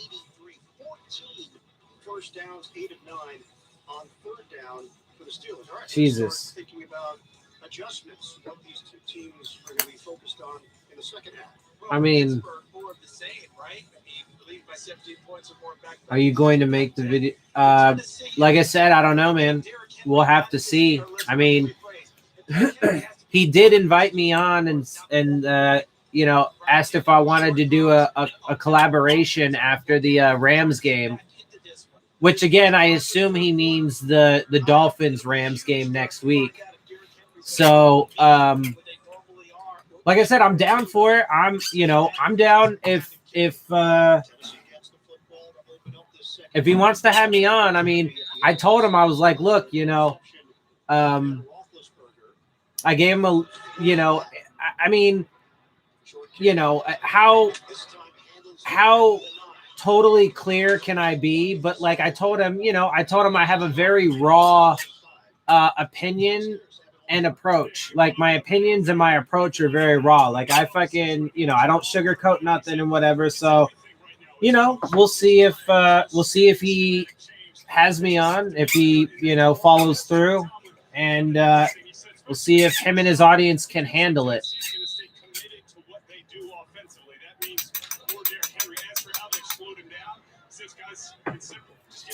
We will find out. No doubt, Evan, and just look at how Tennessee's season has evolved. They are 5-0, but they've played a bunch of tight games. Games where they've had to rally in the fourth quarter. Play fake. Tannehill is dumped at the 19-yard line by T.J. Watt. Yeah, that defense, bro. Tannehill got sacked. Yeah, honestly though, like I can't be mad at them if they end up losing this game. This is a tough team, and you can't be perfect every single week. So I would like to see them fucking be a little bit more competitive though. They're just getting fucking stomped.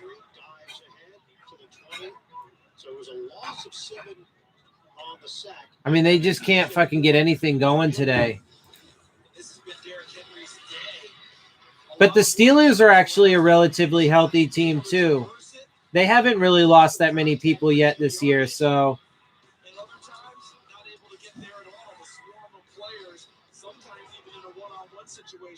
TJ Watt's been able to do that twice today. And Evan, what Mike Tomlin's talking about, these guys getting on blocks and making plays, they're usually doing it in bulk, not just one guy. Usually it's usually multiple people. 3rd and 16 now for Tennessee. Come on. Ah. Incomplete. Terrell Edmonds had a chance at it. Damn. 4th down and a very quiet 3-and-out for the Titans to open the second half. And how about that series for Terrell Edmonds? Back-to-back plays. First he's in the backfield tackling Derrick Henry. Then he's back. This Steelers defense, man, is tough. Making a play off the football and pass by Tannehill. And another punt for Brett Kerr. We know what happened the last time he was out there for a punt. It didn't go well. Low snap. Ended up trying to throw for the first down. Pressure. He does get rid of it. A spiraling kick. Peddling from the 21. The cloud. Contact made as he crossed the 30-yard line, and the Steelers will open up with a 24-7 lead. Yeah, they're gonna have it. They're gonna have a hard time, the Titans, coming back from this, because they can't get anything going. Tannehill's been under pretty steady pressure. He's been sacked a couple times at least now. They've had good coverage downfield. Their corners are playing really well. The run game isn't doing anything. Their linebackers and defensive line are just stopping pretty much everything in the run game. And then on offense, man, the Steelers are just humming. So Junior garlic butter bacon burger. Get it. Get it. Things have been a little different. Gross. Russell Street this year. Gross. 1101 Russell is better than ever because this one has a stepdad breakfast buffet. This one has heated seats. This one has a mile-high cheering section. And this one's open all night long. So even if we can't all be at 1101 Russell, we can still put the home in home team. Hello, I'm Baker Mayfield. I'm Anthony Rizzo. I'm Donovan Mitchell. I'm Diana Taurasi. I'm Ryan Blaney. And I have something to confess. I had a formidable Beanie Baby collection. I used to say YOLO a lot. Paid a lot of money for ringtones. I rented movies at Blockbuster. I used to wear jorts. That's right. Jean shorts. I used to drink Gatorade. I used to drink Gatorade. It was the only sports drink out there. Now there's Body Armor. I drink Body Armor now. I'm Team Body Armor now. What the fuck, dude?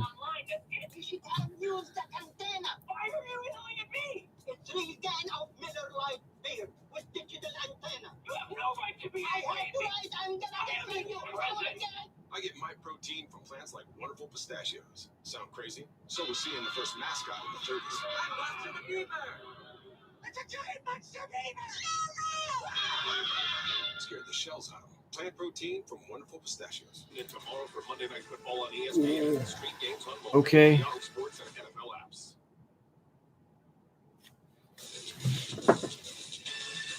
Saturday, the SEC on CBS showcases two teams looking for a big win to turn their season around. Yeah, man, the Bills are having a time with these Jets, huh? 2:30 Eastern, followed by college football today next Saturday. I mean, like I said, bro, being 0-6 can do something to you. Excellent field position throughout the day.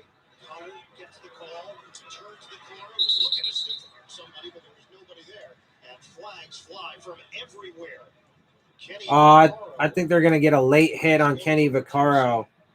I don't agree with that though, man, because he just wrapped him up in the fucking, if that's what that is. I mean, yes, it was. I don't. Hang on. I mean, how do you call that a late hit though? Yeah, they were going out of bounds, but all he did was just wrap him up, and they were just spinning out. How is he going to pull off? What do you do about that? What do you mean? How do you pull off? Like, I swear to God, that's another thing. Like, the people who make these rules, like, don't know. But see, okay, I was about to say the people who make these rules don't understand what it's like for a defensive player to have the kind of momentum that they have to be able to, like, stop or pull up. So, and I think that's partly true. I think some of them probably are morons and just don't get it because they never actually played a fucking down of football, whether it was for a team or backyard. But also it really comes down to the fact, though, that the NFL has literally written the rule book in recent years to favor offenses. Like, that's it. It's literally, the rule book has literally been written in so many different ways when it comes to the pass interference, when it comes to lowering the helmet, or all the different ways they protect quarterbacks. You know, they do it so that way offenses can have an advantage built in, so that way they can have higher scoring games and lots of touchdowns and big plays, because that's what fucking excites people. Obviously, the issues with COVID and how it stalled their season and how they handled it. Jadeveon Clowney is the injured Titan on the play. Oh, Clowney's injured now. Check on him. We'll step aside here in the third. I told you, bro.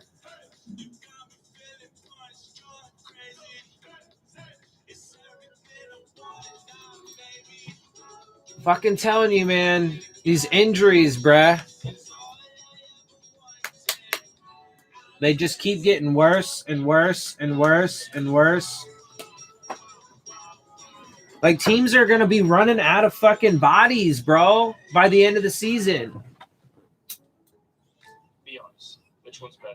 The Rodgers rate or the Patrick price? Guys, State Farm offers everyone surprising great rates. They're not going to have they're not going to have people to fucking even play the game by the end of the year.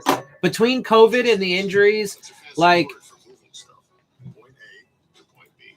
And when you're coordinating routes in the tens of thousands, you get to be pretty good. and honestly, we haven't even seen the, you know, the civil unrest and shit with the protests and the violence going on across the country in the streets. We haven't even seen that affect the NFL yet, but there's still a chance that it could, because come the election, things are going to devolve even further and very rapidly. Could a Buick do this? Alexa, what's on my calendar? New Encore GX available with Alexa built-in. Late game for the 2 for $5. You got a 2 for $5, right? Yeah. They were surprised on the special side. The best $5 I spent. More surprised than I've been in my entire life. I honestly cannot believe it. Oh, believe me. Only at Burger King, you order a 2 for $5 and have a chance to win a PS5. Buy and play game in-app for a chance to win. I thought it was a huge burger they handed me.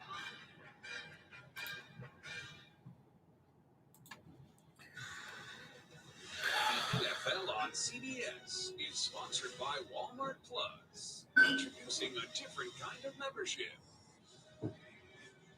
Cleveland tied it up. Looks like the Bills got a field goal. Another field goal, so it's 10-9. Bengals and Browns are now tied at 17. Texans got a touchdown, so it's 21-7 Packers. Come on, Tennessee. Oh, come on. This will be interesting because Claypool really popped him late in the route. Yeah, that should be an offensive pass interference, if anything, bro. Nah, that's a bullshit call. Total bullshit call, bro. Nah, get the fuck out of here. But see, that's, again, though, that's part of why I say that the rules are so fucked up, because there's literally nothing a defensive back can do. There's nothing a defensive back can do, bro. Like, it's so gross, man. Like, they just can't play football, dude, without fucking... There are so many little nitpicky bullshit things. And the fact that they're supposed to turn their head around, I think is completely dumb and shouldn't even be in the fucking thing. Like, who fucking cares, dude? Like, Jesus Christ. As long as you're not, like, grabbing and pulling them and, like, holding them and fucking, like, tackle them before the ball gets there. Like, as long as you don't do any, like, crazy bullshit like that, you know, hook their arm, the obvious, like, big shit. I don't care about the fucking hand fighting, bro. Like, I don't care about all that shit. I don't care about if they fucking turn their head around or not.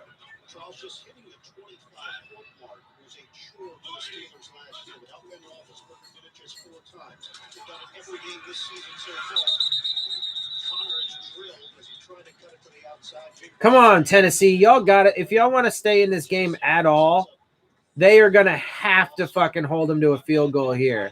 They cannot let the fucking Steelers go up another touchdown. He pulls, and as you noted, Vic Beasley did a nice job of getting in there, playing off of the block and spilling the block. I mean, that'll make it 27-7 if they get a field goal. They'd be down 20 points. 3 scores. 3 touchdowns. Timeout. Tennessee, they're first. 30-second timeout. So the Titans use a timeout. Tennessee just called a timeout. Steelers on the verge of putting another score on the board, whether they convert here on third down and continue the drive, a touchdown, a field goal, it's all on the table here for the Steelers.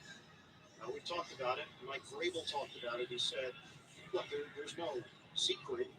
Third downs have been the issue on defense. He thinks it's unfortunate because it overshadowed some of the quality things that the defense has shown this season. But it's been a problem. That third down fucking, they are letting up the most third downs, though, out of any team on defense. That's going to hurt them if they want to be able to make a push, a real, I mean, they're going to win their division. 4th and 6. All right, that's a good stop. Come on, baby. Field goal unit comes on for Pittsburgh. Brought a little pressure at Ben Roethlisberger. Ebron tries to widen his route out so that he can get inside. Hooker coming from inside out. And then as the call from outside in, and there's Jeffrey Simmons again in the vicinity of Ben Roethlisberger, this time pulling him down at the end of it. Short kick for the 6-year. Missed that shit. 40-yard attempt. No, he's good. For the first time in franchise history, the Steelers have scored 25 or more points in all 6 of their games to start us. Could you make that to Bradley? Bradley, got you, man. Bradley, dish the greasy wings and get a delicious Subway footlong. Try my favorite turkey. Order on the app. Anything for my fans, man. Thanks. I appreciate it. Hey, you gotta take that. Good food that's good for you, but good for you. Now get a free Come on. because it's footlong season. Yeah, I think I'm gonna do a. I really want to because I read the article last night and it really got me fucking wanting to make a video about it. So I have that article from The Ringer about Tua being the better chance that they have to get to the playoffs for the Dolphins. I'm gonna read through that article and give some commentary and give my opinion in a video after the game. Once this game's over, I'm gonna probably I'll cut the stream and I'll probably make the video right away. And then I need to eat something. So whatever your goal, however you hustle, Metro has you covered so you can rule your day. Get unlimited data with 5G access included for just $35 a line. All in America's largest 5G network and no extra charge. And right now, get the So, and I've noticed, bro, with the NFL's commercials before, well, at the start of the season, at the very beginning of the season, the Dolphins would pop up in commercials, like in the NFL shop ad that they show. There's a couple different versions that they have, and at the beginning of the season, they would show the Tua Tagovailoa jersey quite a bit, and then they stopped when we were like losing and getting our asses beat. But then after, same thing with a Bud Light commercial I just saw. But then ever since the 49ers game, they've started putting us back in commercials again. You like carnivals, Charles? I do. You ever play Sack-A-Mole? I'm not good at that. Well, now I played Whack-A-Mole, but No. This is a different game. This is Sack-A-Mole. Is this a new thing? This is new. This is what the Pittsburgh Steelers do every single week. Carson Wentz, he got it. Baker Mayfield, he got it. And Charles, you get a stuffed animal. Thank you for doing nothing. They do all the work. I get the stuffed animal. And they do have a sack here today. 63 straight games for the Come on, Tennessee.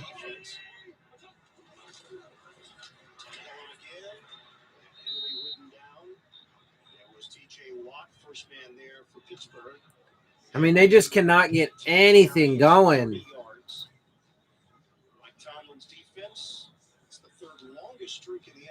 I mean, the Packers are just kicking the shit out of the Texans. So now they're just chasing down Tampa Bay, correct? Or is it just? But Tampa Bay is the #1 team, 69 straight, I believe. That's the goal for them now. These two teams, former rivals in the AFC Central from 1970 to 2001. Damn, Tennessee. Come on, baby. Nice. Go, go, go. Hell yeah, baby. That's what I'm talking about. Get that shit.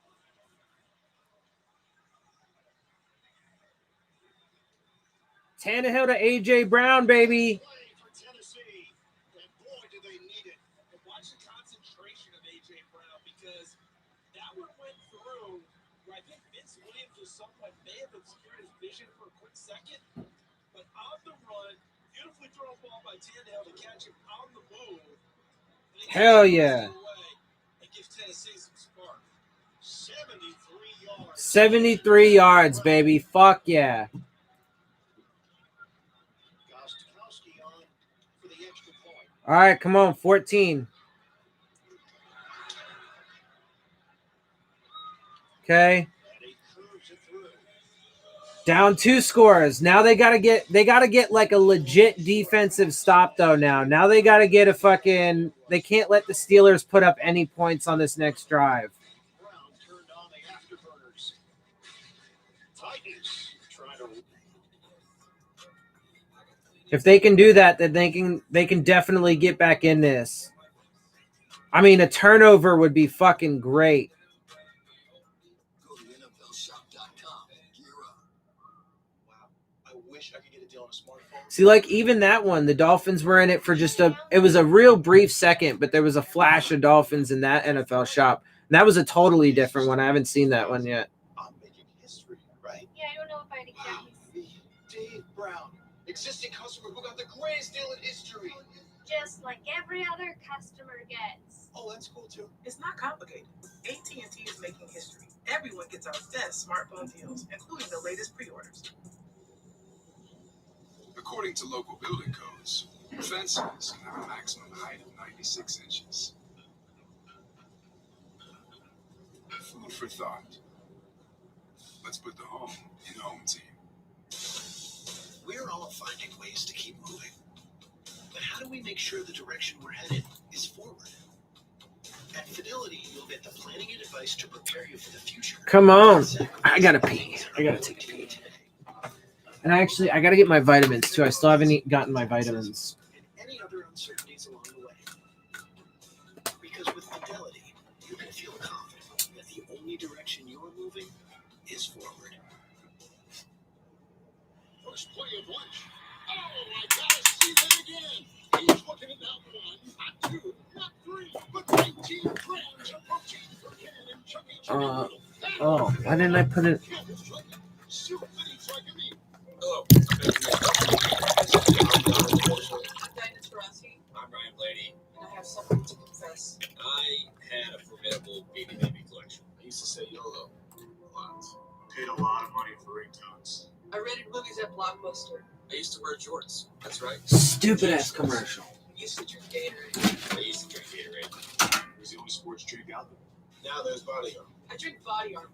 Take body armor now. Hey, the judge. All Rise returns November 16th on CBS. The NFL on CBS is sponsored by Visa. Shop local because where you shop matters. And by Geico. Happy Geico-ing. You can save even more by bundling home and car insurance.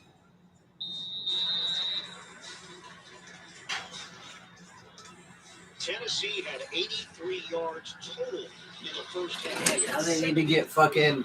On that play, Brown taking the slant and then Now they need to get Derrick Henry. They need to get Derrick Henry to bust off a long touchdown run now. Right? And Minka Fitzpatrick. That was beautiful. Because this is one terrific catch as far as I'm concerned.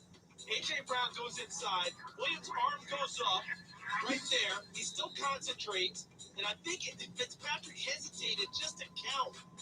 And A.J. Brown outran the angle of Fitzpatrick trying to make the tackle. Hell yeah. asked Brown about the chemistry with Tannehill. He said he went down to Miami during the offseason to work out some things with Ryan out there running routes, timing, and it's paying off on game day.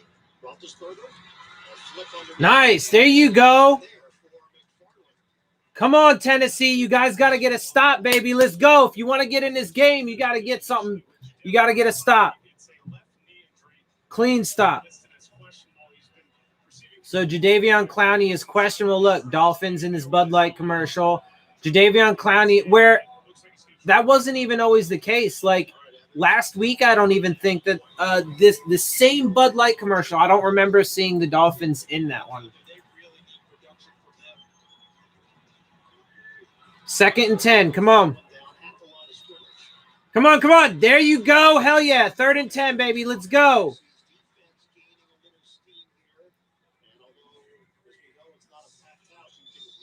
Time to get a stop, baby. This is 3rd down, 3rd and long. Do not let them get a fucking first. He said he literally could hear his friend plays from the stands yelling his name. Now, that could be a plus or a minus depending on how the game's going. Also depending on the front. Exactly. Come on, baby. Get this stop. Let's go.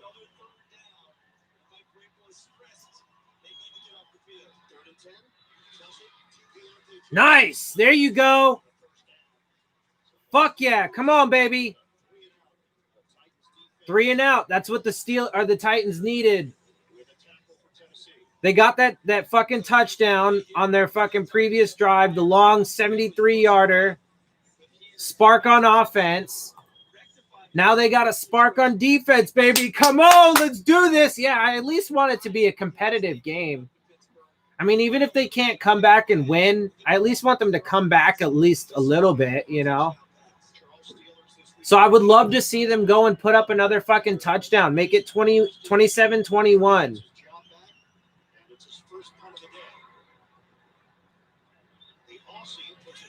Bills touchdown, but there's a flag.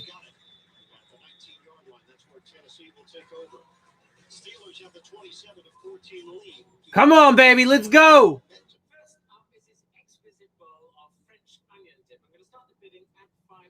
Woo! Let's do it.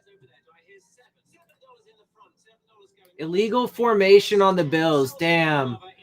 And that was a nice fucking deep shot touchdown pass too, bro. Wipes that off the board. See, I don't know shit about like formation, so I can't tell. Like even when they do the replays, I can never tell because I literally have zero clue about what the formation's supposed to look like. I have no idea how to identify what's wrong. Squirmy, scratchy, family not getting. I am not really sure what just happened. That was a good throw and a good catch by Beasley there, but he was out of bounds. Goodbye, itchy squirm. Hello, cream bottom. We all go. Why not enjoy the go with Charmin? Yeah, he was out of bounds when he caught it. We know trucks. We can spot faulty sensors from anywhere. We can predict when parts will fail and fix them before they do. I mean, he was well out of bounds. That's how we deliver confidence. Penske.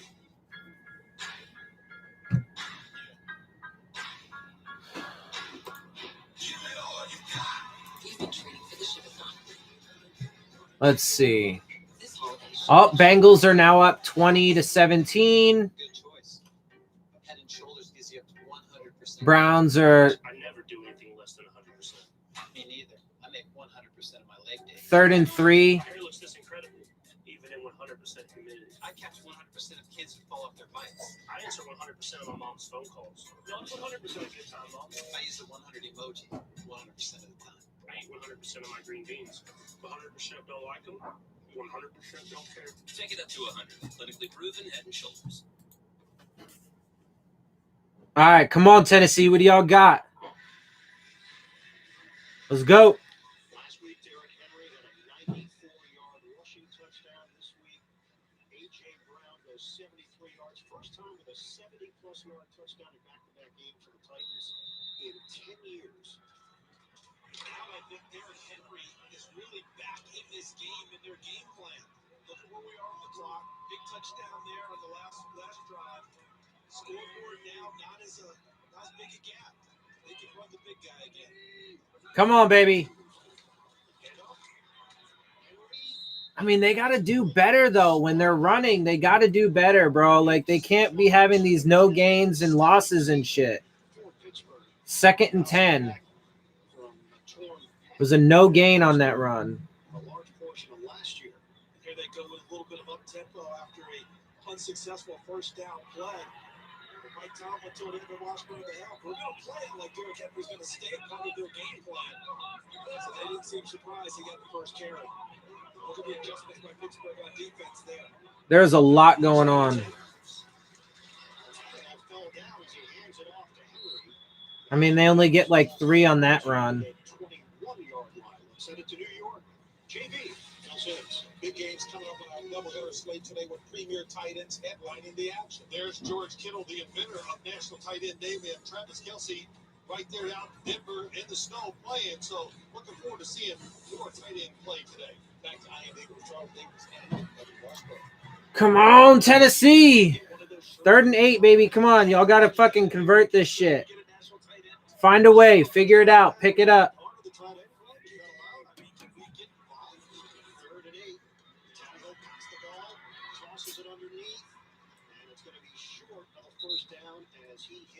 There was, I mean, nothing you can do about that. He had to get rid of that ball. Pressure was coming. If he didn't get rid of it, it would have been a sack, likely. But it's going to be well short. Not celebrating National Tight End Day because there's Ferks are getting the catch, trying to get to the first down marker. Another good open field tackle by Sutton is filling it quite nicely. But Mike Hilton is out today with a shoulder injury. Damn. The defensive back would wear the t-shirt. You don't think so? Just gut instinct. I'm retired defensive back. They need to get a fucking – Tennessee needs to get a turnover on this next defensive drive. They need to get a turnover, and they need to Floating all the way back to the 15-yard line after the 58-yarder. So in a short field. 27-14 lead, 5:49 to play in the third. All right, most consecutive non-losing seasons to start a career. We have been waiting to get this in. Curly Lambeau on the list, George Allen. There's Don Shula, Marty Schottenheimer, and a smiling Mike Tomlin right smack in the middle. Pretty good list right there, huh? Not bad. Not too shabby. Mike Tomlin, when we asked him about Tennessee, so Buffalo, all Buffalo can score in this game apparently is field goals, but they are up 12-10. Oh, looks like the Jets have their first-round pick, Mekhi Becton, actually back in the game. And that explains a lot of why they're actually doing so well. They got Sam Darnold and Mekhi Becton back in here. Look at him. He is just fucking massive. Dude, look, the Jets are in a rough place right now. But if they give Adam Gase some time, he's, from my perspective, he's done great in all of his drafts. Every draft that he has had control over, he's done wonderful in. Ooh, and Darnold just got sacked.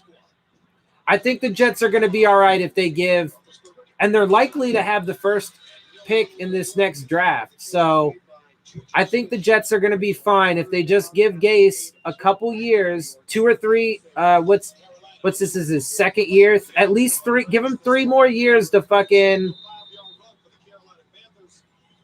to have some drafts and build this team or build that team. yes, Erasmus Hall, but my dad went to Erasmus Hall, Jack Eagle. How about that? Did not play in the NFL. 3rd and 3. Come on, Titans. Get a stop. At least get another stop. Even if you don't get a turnover here, at least get a stop. Force them to punt. Ah!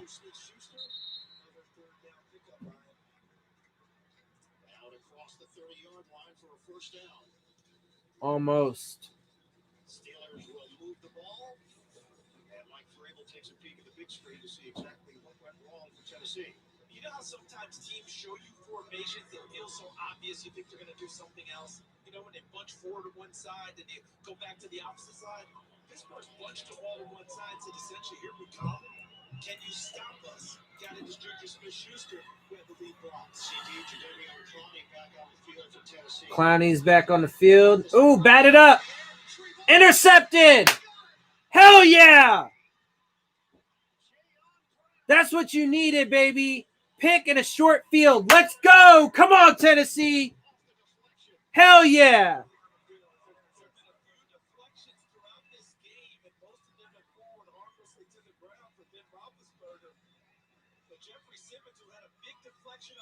Fuck yeah. Jeffrey Simmons fucking gets the deflection, and then Jayon Brown gets the fucking pick. Huge turnover, baby. Let's go. Come on, Tennessee. Gotta put a fucking Got to put a touchdown up. But they are one of the best red zone offenses in the league, and they're only 10 yards away from the red zone. So come on. They're on the 30. Ooh. Damn. They brought hella pressure, and Tannehill just fucking got swarmed. It's like a loss of 3. That's all right. Come on. You're all right. Come on. I mean, it's not all right, but. Look at him go inside, and he totally gets past Derrick Henry. Really didn't get his hands on him. And Henry's worked hard on his pass protection in his career. On that one, Vince Williams evaded it totally. He got to the quarterback. Derrick Henry whiffed on a fucking block.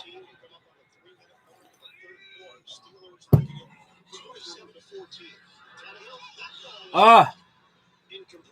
That was deflected at the line. Damn, 3rd and 13. Come on. Fuck, come on, guys.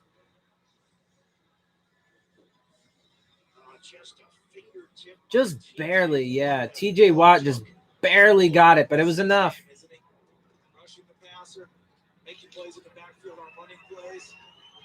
I mean, if they at least get points, they're in field goal range, so if nothing else, just pick up some yardage and get the fucking field goal. They got to come away with points.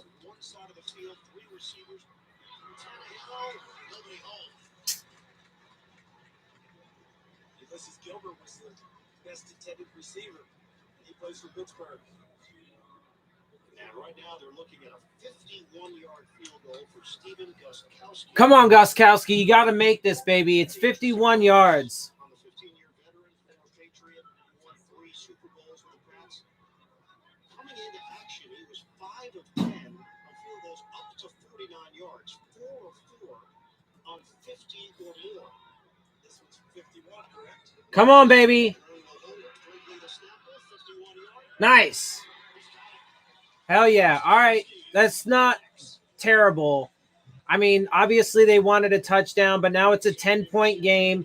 The defense is stepping up, starting to, and they at least got points. They didn't turn the ball back over at fucking midfield or, well, close to it.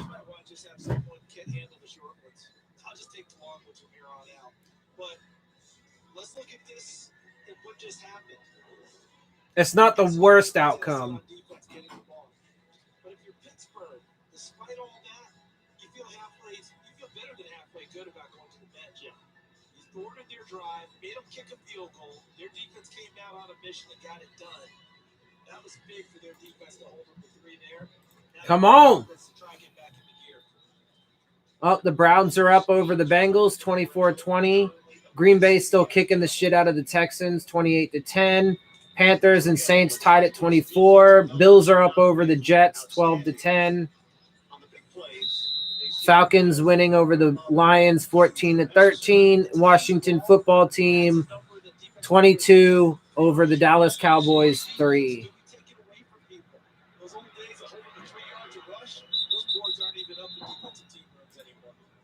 Touchback for Pittsburgh. And Ben Roethlisberger trotting back out. It was interesting last week. Roethlisberger. Come on, Tennessee.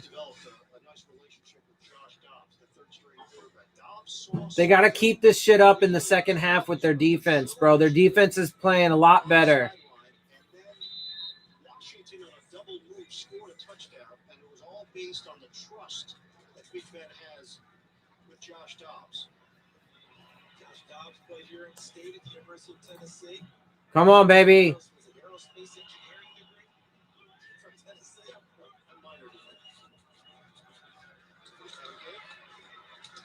Slow down and then hit at the 30-yard line. Let's get more from Evan Washburn. Yeah, and it's 3 years, the Dobbs-Roethlisberger relationship. Ben telling us he's got 2 iPads, Dobbs, that is. One's for me, one's for himself. I trust what he sees. Obviously, the acumen and the rocket science feel helps, but more than anything, just seeing the game the same way. And So Andy Dalton has gotten injured now.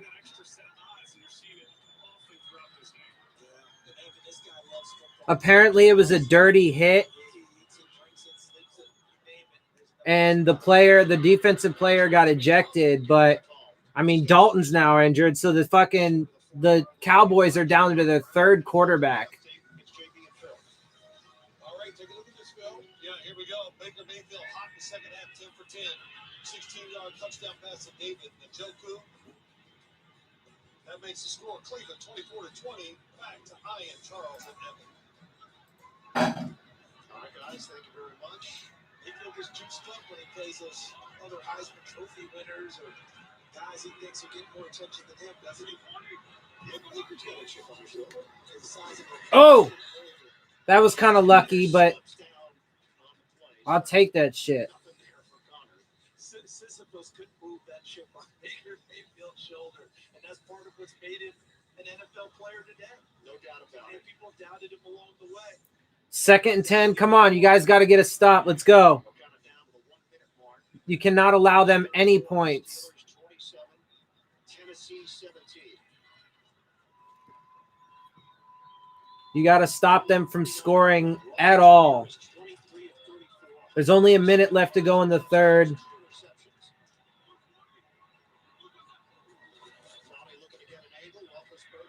Nice.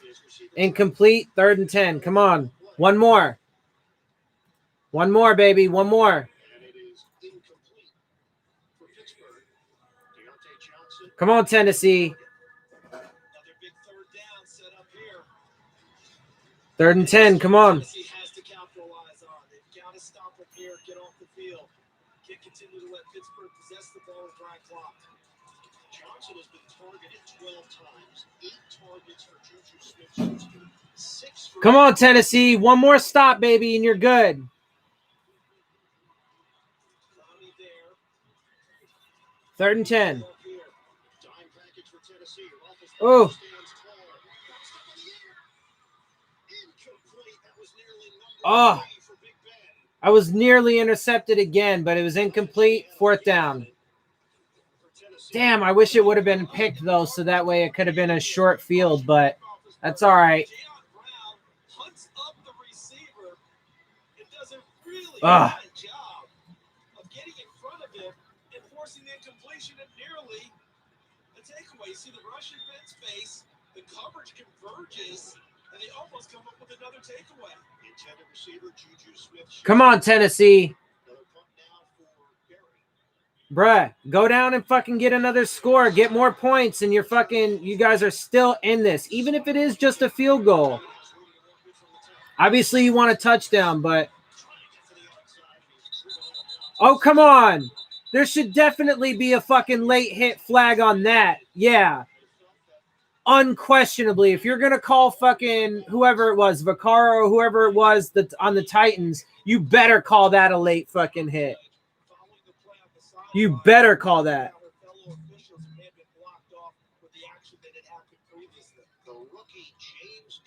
Come on. Yep. There you go. Now we're talking. Add 15 yards. Yeah, because see, that's way different. That's way different.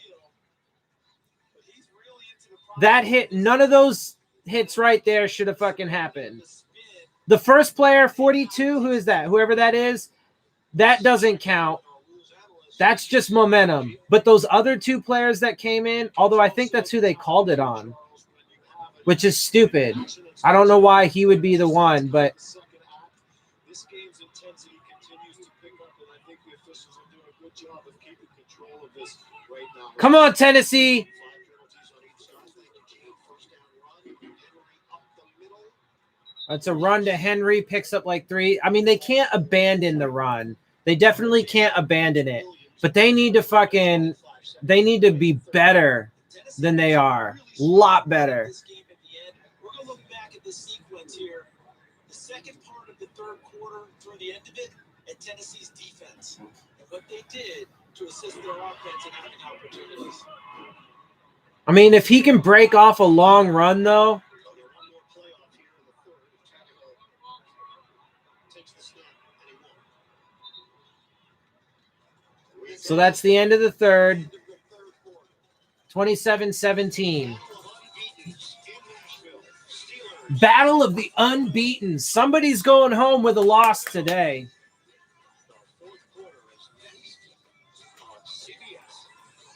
I hope it's the Steelers. Oh, wait, what am I doing?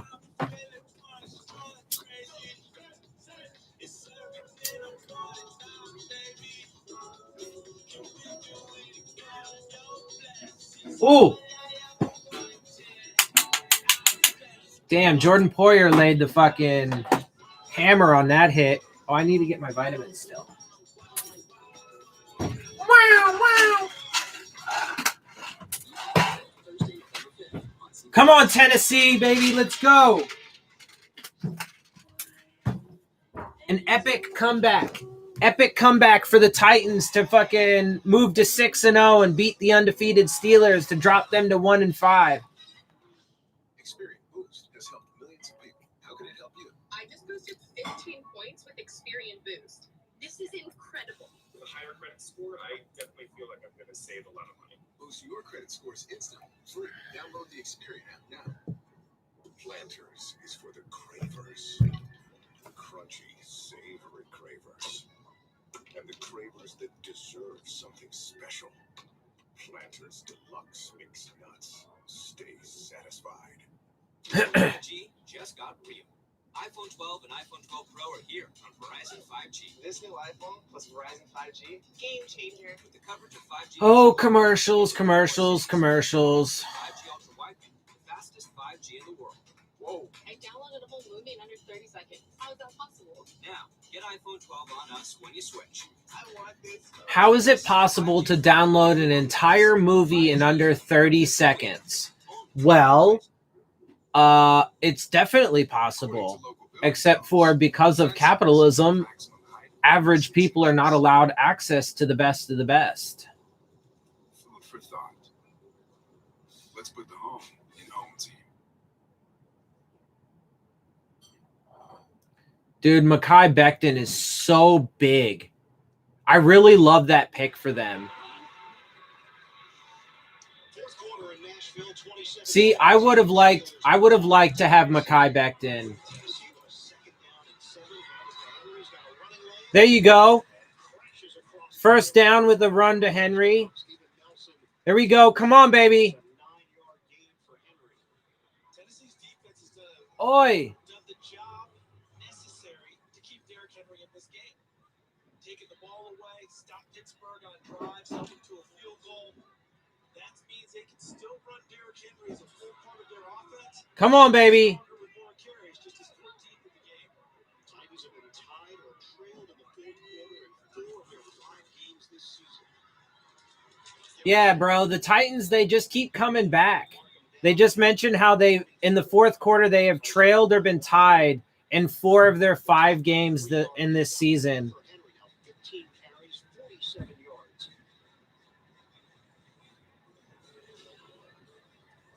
And they're undefeated, bro. To me, that's a tell from Arthur Smith, their offensive coordinator. They think they're starting to lather him up. They want to ride this big horse here in the fourth quarter. 42. Moo, moo, moo, moo. Come on, Tennessee.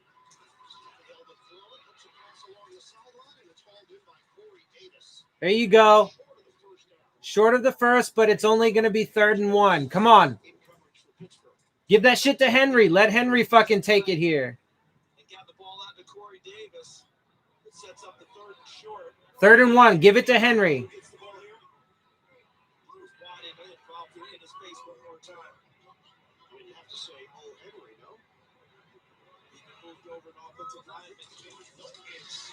Tannehill took it.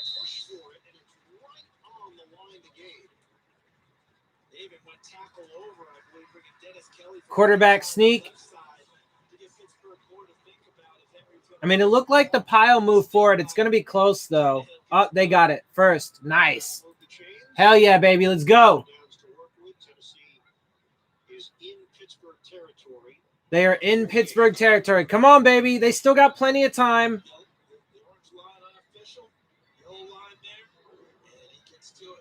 Come on, baby. There's still 12:40-something in this game. Come on, they got time. They get a touchdown, then it's just a field goal.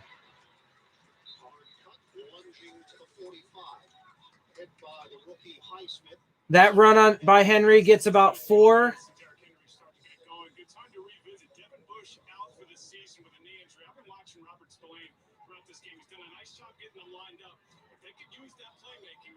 Second and 6. Come on, baby.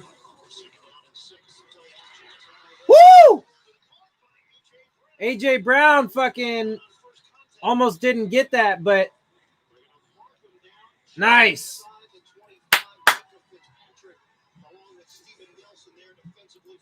Hell yeah, baby. I mean, AJ Brown just almost lost that one. That was a good pass, but he got it. He fucking, oh, yeah, it got bumped a little bit by a defensive lineman, the hand. Come on, baby, Henry, let's go. Yeah.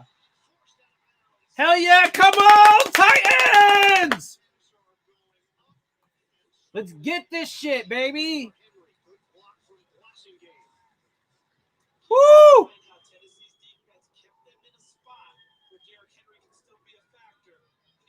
Come on, they're on the 7-yard line. Touchdown! Come on, y'all better call that shit. Y'all better call that shit. Nah, bullshit, 2nd down.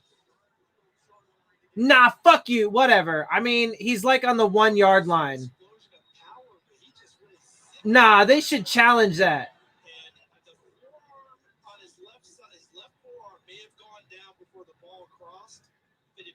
Oh, there's a Steeler down. They're going to have time to look at this, bro. I would challenge that shit. Let's see if that left forearm is down before he gets to the goal line. Nah. Being stretched, the left knee's already down. The forearm is down before the I gets to the line of scrimmage, gets to the goal line. Nah. Nah. Watch the knee and the forearm. Bruh. Knee down, ball's trying to get there. No, he's well past it, dude. That shit broke the fucking plane. That should be a touchdown. Whatever. Who cares? Just give it to Henry again. Or if you're gonna try and pass, do some kind of pass, do it on this down. It's 2nd down. Honestly, though, I would just be safe and give it to fucking Henry.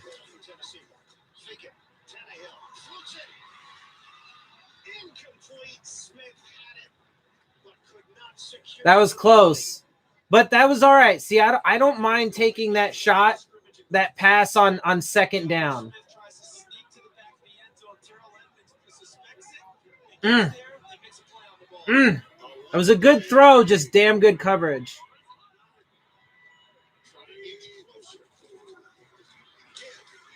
Oh, damn. I mean, that was a great defensive play there.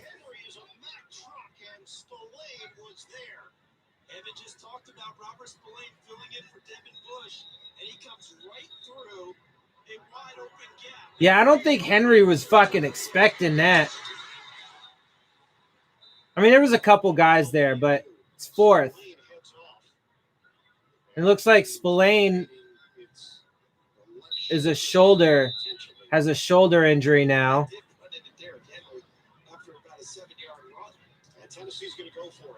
They're going to go for it on 4th.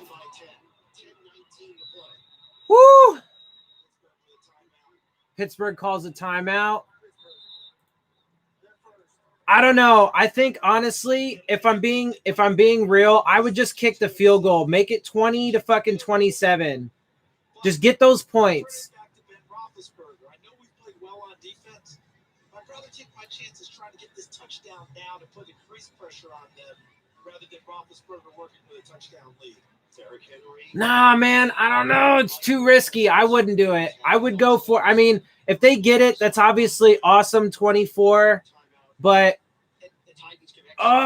especially with the way Derrick Henry just got fucking stood up. I mean, Spillane's coming out of the game because he's injured. The guy who just got the fucking, whoo, shit. All right, I'm getting nervous, so I'm going to have to smoke a bowl.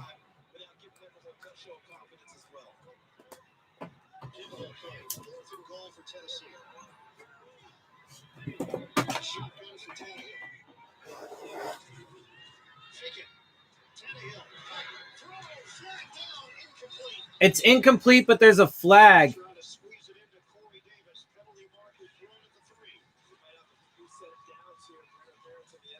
Oh, yes, I think it's on the Steelers. Oh, yeah. Hell yeah. Clear holding. Fuck yeah. Yes! Come on, baby! First down, half the distance to the goal.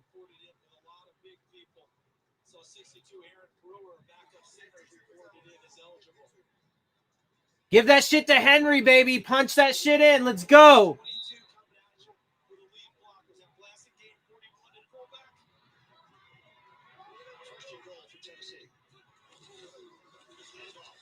Woo! Hell yeah! That's what I'm talking about, baby. Getting it. Getting it. Come on, son. Here we go. Got that shit down within a motherfucking field goal. Defense has been playing a lot better in this fucking half. If they can get a motherfucking stop, baby, they got a chance to at least tie this shit. Come on. Will Tennessee stick with the game plan, stick with the run? 12 plays on the possession, 9 of them were on the ground. Fuck yeah, baby. Let's go. Come on. All right, so pending the extra point, it's 23 right now. Woo! And it's good. So it's now 27-24. They are down by just a field goal. Hell yeah. Tannehill and these Titans, baby, coming back. Coming back again. Woo! They are to come back. Yo, if they pull this shit off, they are definitely the comeback kings of this season, bro. 4 out of 5 of their games, they were trailing. And to say Tannehill can't fucking take the team and fucking do it. Now, obviously, they also have Derrick Henry, and he's a big part of that. Yes, that is a fact. So, let's not fucking go leaving shit out here. But Tannehill, their game against the Texans and that win, he threw for over 360 yards and 4 touchdowns. So anybody that fucking says that Tannehill can't fucking,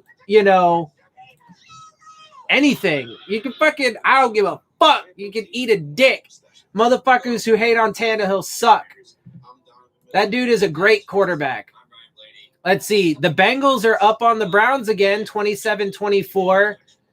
It's 28-23, Green Bay over the Texans, 27-24, Saints over the Panthers, 15-10, Bills over the Jets. The Bills just keep kicking field goals, and look, they might prove like the one exception that field goals will win a game. But to be fair, it is against the fucking Jets, who are well, obviously they had a bunch of problems coming into this season, but then got decimated by injuries and shit. Let's see. Washington football team is still beating the fucking Cowboys 25-3. Atlanta's still beating the Lions 14-13. Hell yeah, baby. Hell yeah. The key component is flexibility. 22 protects Californians' ability to continue driving as independent contractors and offers an earnings guarantee, healthcare, and accident insurance. Vote yes on Prop 22. We know you've got your hands full at home. I'm building a spaceship. So Instacart is here to help make shopping a little easier. With retail partners like Walmart, you can get all you need from household items to fresh Woo! and a shopper will safely. Hell yeah. See, this is what I like, though. I like a good competitive game. Between teaching, cooking, and parenting, you could use Like, honestly, that's why, like I was saying, the dominant win over the Jets, that was the most boring, dominant win that I've ever seen in my entire life. Like, it really was. I'm sorry. I just got to keep it real. That shit was boring as fuck. There were, like, no big plays. A bunch of their offensive drives stalled out.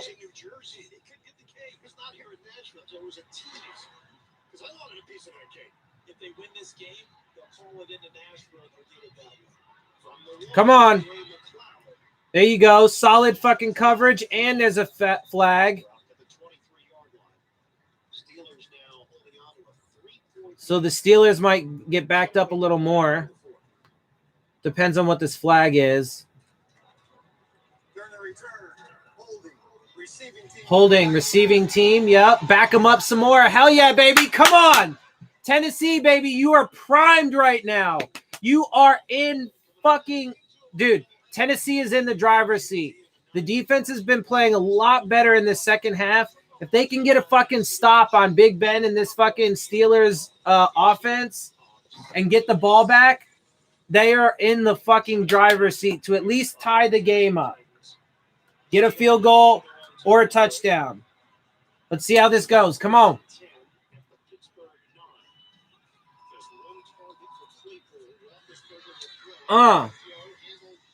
That's about a 1, maybe 2 yard gain. It was a pass. That's all right. Let's do it. Come on. Pittsburgh took advantage, stuffing them down to that territory. Got the return out of the cloud, turned it into points. This is what Tennessee has to be thinking. Come on, baby. Penalties set Pittsburgh back. Keep them here and force them to put the football at worst. 2nd and 8, baby. Come on. Come on, Tennessee.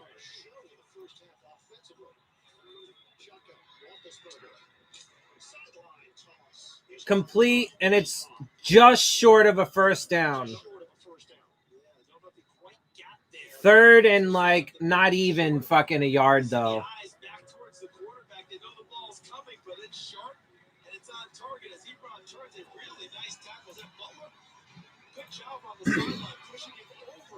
Third and 1, like not even though. But come on, man.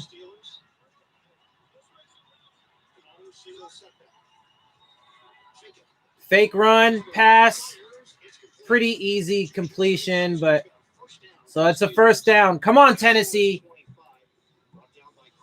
I mean, look,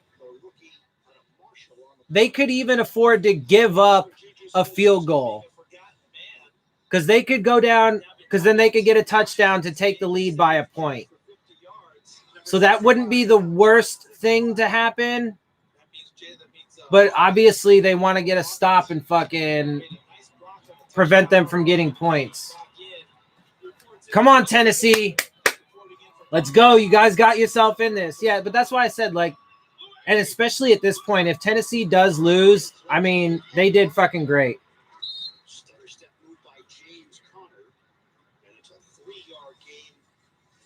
About 3 yards on the first down run there.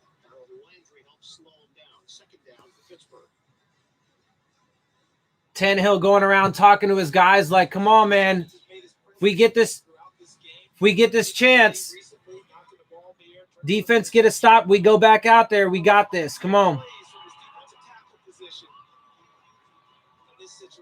Steelers, the only team in the NFL to have a 100-yard rusher or a 100-yard receiver every game this season. Connor, the high man, with 79 on the Come on. Nice. Good pressure. Incomplete pass. 3rd and 7, baby. Come on, Tennessee. Here we go. Tennessee brought pressure, but the protection was tremendous up front. With that kind of protection, you would think someone would get free, so that tells you that the coverage downfield was also very good. There's Jayon Brown. Hell yeah, baby. Come on. Come on, Tennessee.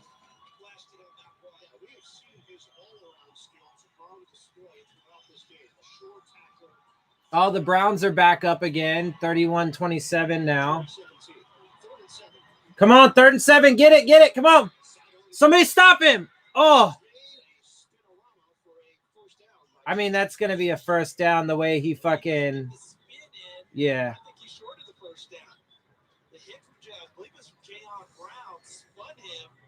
Oh, there's a Tennessee player down, and he looks hurt.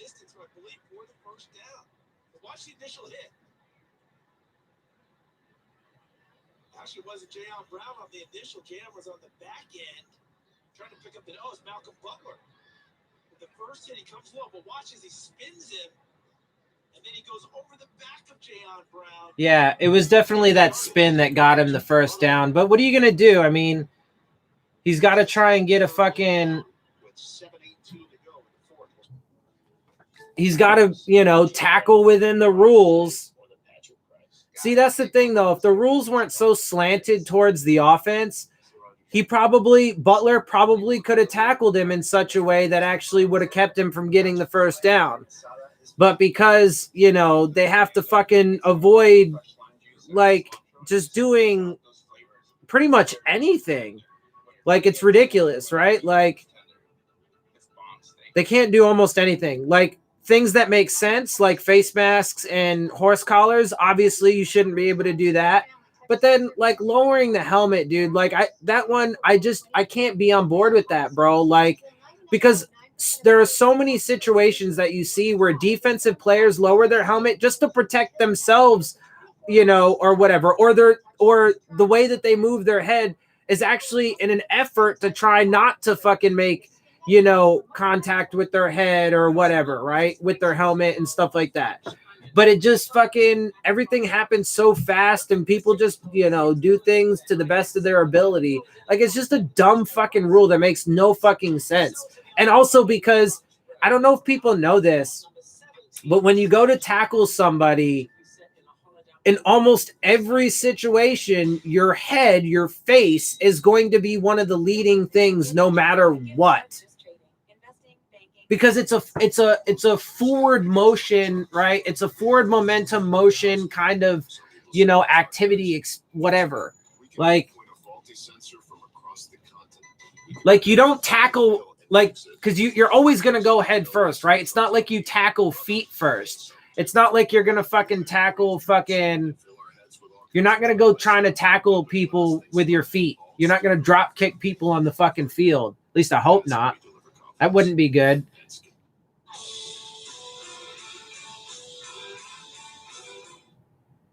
And also, when you go to tackle, you don't tackle people with your stomach either, right? Like, that's fucking stupid. You tackle people with your arms, your shoulders, and your fucking head, right? Like, I mean, you don't tackle with your head, but your head's always going to be there because it just happens to be in that region of your body. Like, I mean, it's just the dumbest fucking thing. But again, that's just another one of those bullshit rules that they put into the game simply to give an advantage to offenses and make it so much more difficult on defenders. Ah!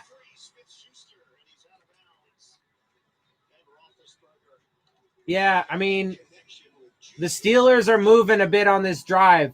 They just can't let up a touchdown. If they give them a field goal, then they'll be all right. Just because the fourth quarter is running out, they're going to run out of fucking time. So I don't know that they're going to have too many more drives. They should get another drive.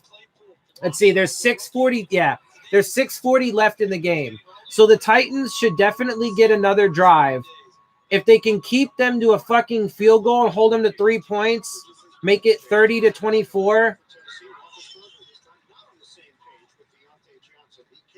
Second down. Incomplete pass, fucking miscommunication between Roethlisberger and his receiver. But yeah, if they can hold them to a field goal, then they still have a chance in this game. They still have 2 timeouts, and they'll have the 2-minute warning. There'll be plenty of time left, but they're only going to have 1 drive, so they're going to have to fucking – whoa. They're going to either have to, you know – Jesus, what's going on with the feed here? Jeez.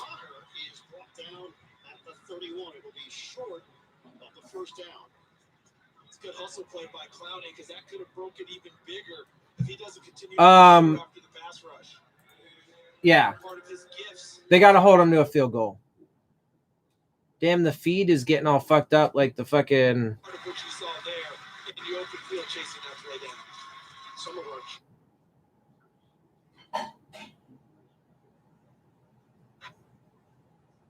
Yo, their cameras are getting janky, bro. It's 3rd and 3. Come on, guys. You got to fucking hold them. Good pressure. Ah.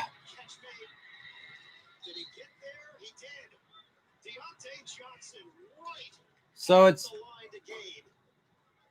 they just got a first down, so they picked up, but barely, so 3 yards.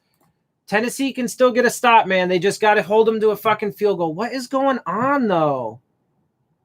The role of a journalist is to report about what our government. I mean, they just went to a commercial, but something is going on with their cameras. Like, it started off getting like the whole screen went like fuzzy, and it was like green kind of, but it was like it had a green hue, but it was like just really fuzzy, pixelated, fucking. That's why I wanted to become a journalist.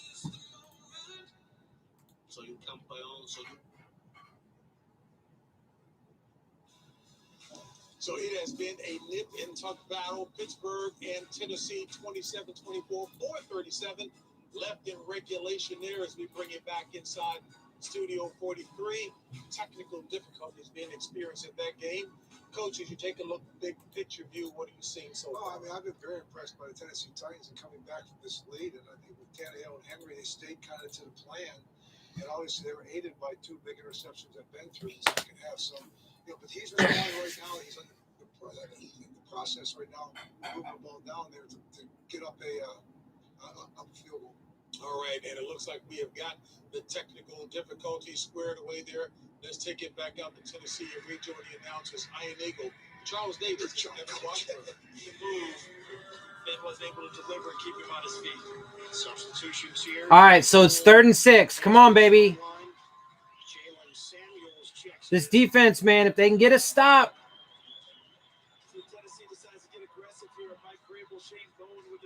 They're on the 25-yard line, so now would be perfect. It's 3rd and 6. If they can get a motherfucking stop. The Bills just kicked another field goal. 18-10. Completion to Deontay Johnson. The drive is alive. So they get a first down, but it looks like Johnson's injured.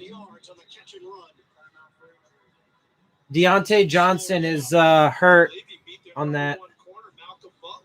Good stutter step off the line of scrimmage, works himself inside, and the last ball that Ben didn't like, that one he had to love. Put it right on him. Come on, Tennessee. Malcolm Butler is being checked on as well. Deontay Johnson. Malcolm Butler looks like he's got a little something.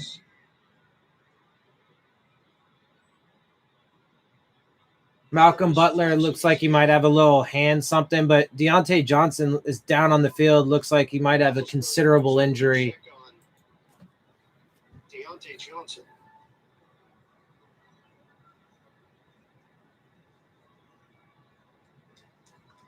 Johnson's up, but it looks like he's going to probably be off the field at least for a play or two. Connor has been involved. Roethlisberger continues to spread it around. Johnson is walking with a noticeable limp back to the Pittsburgh sideline. Roethlisberger is 32 of 48 for 269 yards. A couple of touchdowns, 2 interceptions. Juju Smith-Schuster, 13 targets. I mean, that could just be his gangsta limp. Deontay Johnson, 15 targets, 9 catches for 81 yards. And the name you did mention in all of that, Chase Claypool. It just tells you the ups and downs of going through this. And if you become the guy they think that yours is number one, you get the extra attention, and your teammates are better. His teammates are better. Come on, Tennessee. It's a fresh set of downs. They can still get a stop, though. Come on. Not like that, baby. You got to fucking... They're 12 yards away from the end zone. I'll let the tackle happen inbounds. Notice he didn't try and get anything extra, try and work his way to the sideline. Kevin Byard. Come on, Tennessee. You guys got to get a stop. 2nd and 5. We're going to hit the 3-minute mark of this fourth quarter. 3-point lead for the Steelers. What did Mike Tomlin tell us? He's enjoyed how his team has handled late game situations, running the football. Yeah, I mean, no matter what, this was a great game. And Tennessee definitely played. Close quickly for Connor, just inside the 10. Come on, man. It's 3rd down, but it's going to be 3rd and short, like 3rd and 2, 3rd and 3, something like that. Tennessee used a timeout. What's going on? What is going on? 3rd and 2. Steelers are going to be 3rd and 2. Tennessee's got to get a fucking stop, man. Ooh.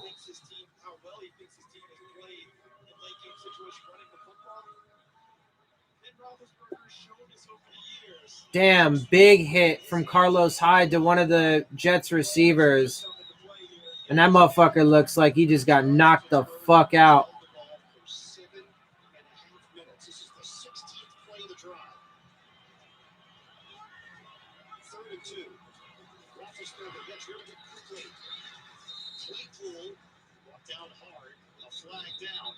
There's a flag down. I don't know if he got it. It was super close. But there's a flag. Couple of questions here. Claypool, where will they mark him down? Second question, what's the flag?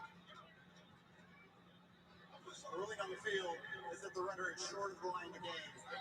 Oh, nice. Short. They held him. So that's the call on the field. It's short.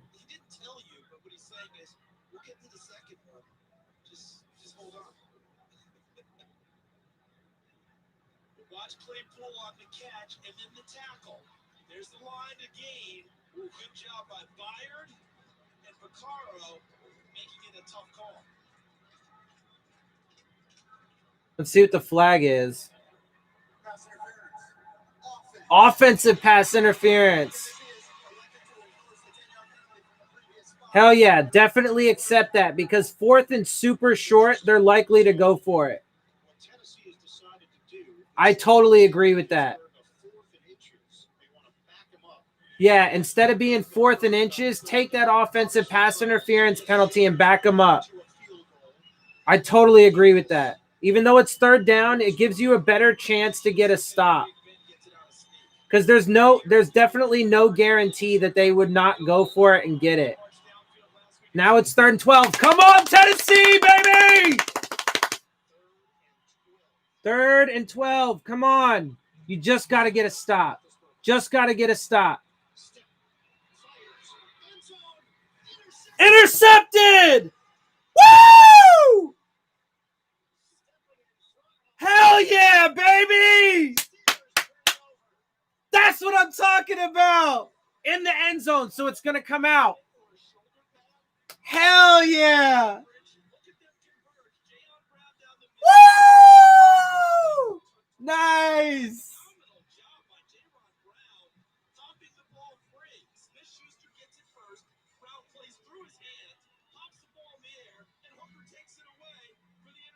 Woo!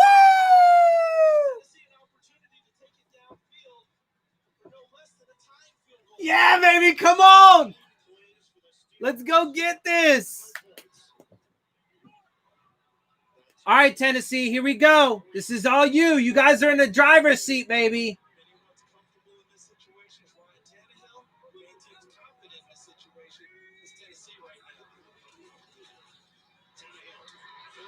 Nice. All right, that's might be just short of a 1st down, but it's going to be like 9 3/4 yards.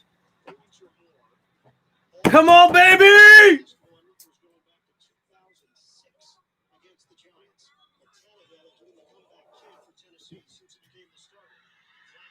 There's a flag down. That's probably going to be on the Titans. Is it a false start, though? I'll take that over a holding. That was a decent run by Henry that picked up a 1st down, but it's probably coming back. False start. 5-yard penalty, so it's going to be 2nd and 5. 2nd and 6. So that sucks, but that's not going to kill them. They can still get it. All they need at the very least is a field goal to tie the game. So come on, they have definitely been the comeback kings, baby. Yeah, baby, there you go. Hell yeah. 1st down and a 17-yard gain. Let's go, baby. Come on. They got 2:11 left in the game. They got one timeout and the 2-minute warning. But he went out of bounds there, so stop the clock. Come on. Nice. Picks up about another 7 or 8 yards there. It's going to go to the 2-minute warning. I'm going to take a quick pee. I'll be right back.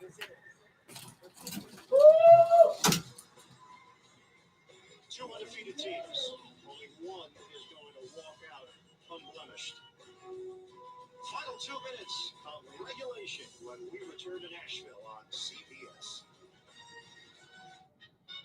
I'm a Verizon engineer, and today we're turning on 5G across the country with a coverage of 5G nationwide. And in more and more cities, the unprecedented performance of ultra-wideband, the fastest. Hey, Malcolm, you know that Audible's got a lot more than audiobooks? Of course. Podcasts, originals, bestsellers, Future bestsellers. Ooh, this shit's coming down to it, baby. Malcolm. Oh, wow. Malcolm. Hey, no, Roxy. Hey, Roxy, get out of my house. The most inspiring minds, the most compelling stories. All Get out of Malcolm House. Gillette ProGlide Gel. 5 blades and a pivoting flex ball designed to get. Here we go, baby. While washing away dirt and oil. So you're ready for the day with a clean shave and a clean face. Nice. Go ahead, Cincy. Cincy looking like they about to get this dub, bruh. They just got a touchdown. Now they're up. There's a minute left to go. I think that's the win. Looks like the Browns are about to lose. I mean, it's 33-31. They're probably going to kick an extra point, make it 34. They'll only be down by a field goal, but there's a minute left to go. Let's see. And the Bills just beat the Jets 18-10. I mean, that's a crazy game. Let's see. Packers are up 35-20 over the Texans. So Texans trying to make a comeback, but Falcons beating Detroit 22-16. Let's see. Saints beat the Panthers 27-24. That game's over.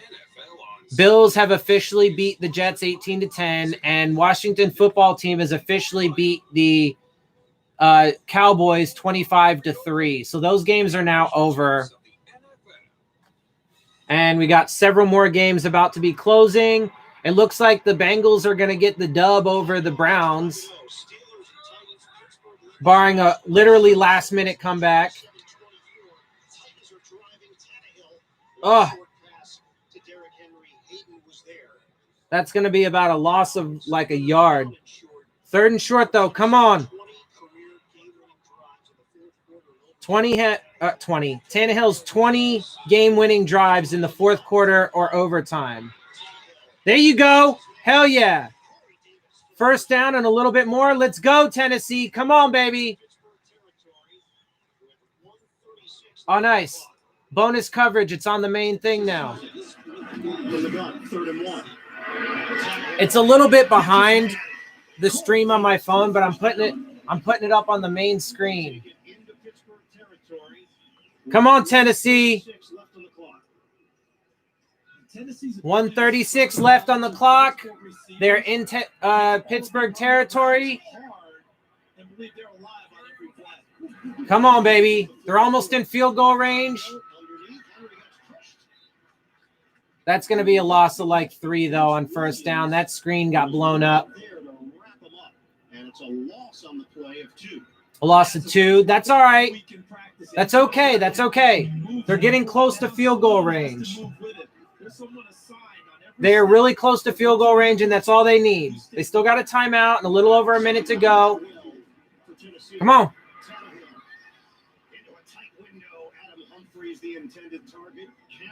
3rd and 12. Come on, baby. Just pick up some more. Come on, Tennessee. Even if you don't get the first down, get some yardage and get a fucking in range to get that field goal. Man, this is coming down to it. Even if they lose, bro, they put up a hell of a fucking fight. No sacks. Pick up yardage. You got to pick up yardage. Come on. Come on. Yeah, come on. There you go. Hell yeah, got out of bounds, a minute to go. That's what I'm talking about, Tennessee. First down, let's go. They are now in field goal range. Yes, come on. And they're driving. They got a minute. Here we go. They're on the 25-yard line. Woo! Come on, baby.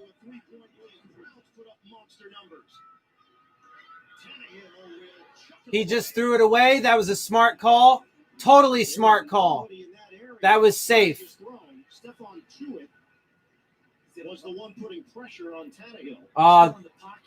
There might be a grounding penalty, though.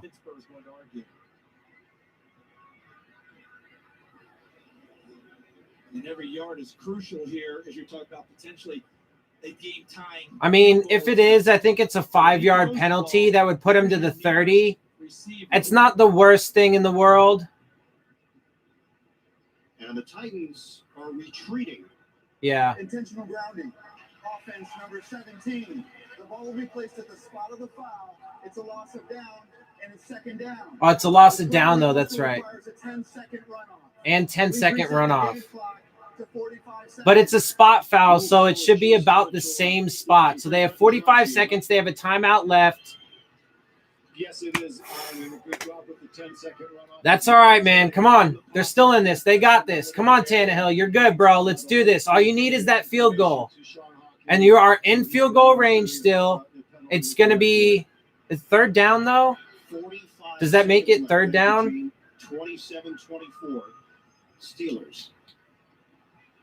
And against Houston, when they made their comeback, they were able to get a couple of big plays in the passing game, not just to the perimeter, but up the seams. Ferguson was able to get one. He's the tight end here. Come on, baby. Inside. Oh, so they lost 10 yards. So they're on the 35. Second and 20, though. That's all right. They just picked up about 10 there. They got 30 seconds.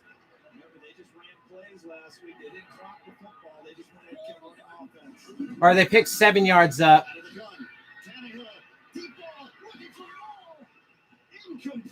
It's incomplete, but that's all right. 19 seconds. 4th and 13. They took a shot down the fucking for the end zone. Yeah, I agree. Worth taking the shot. Pittsburgh had 8 defensive pass interference calls against them this year. It's 4th and 13. 46-yard field goal. Come on, baby. Gostkowski, you cannot miss this, motherfucker. Do not miss this shit. Oh, my God. It's a 45-yard attempt officially. No good. Oh. And he fucking missed. Are going to hold on against the Titans. I mean, but that's not the way to fucking frame it, though, dude. That's not the way to frame it. When he is missed. The Steelers didn't hold on to anything. Last week is 37 yards. I mean, they scored the 27 points, but that was Gostkowski's miss. And just barely, dude. Yards has been dicey for him this year. 5 for 5, 50 and beyond. Just barely. A look of shock for Ben Roethlisberger. And for damn, bro. I mean, that was a good fucking game, though. They did everything right to get back into it, only to see that kick sail to the right. Gostkowski. Yeah, bro. That fucking sucks, man. Like, see. He's been perfect from 50 plus.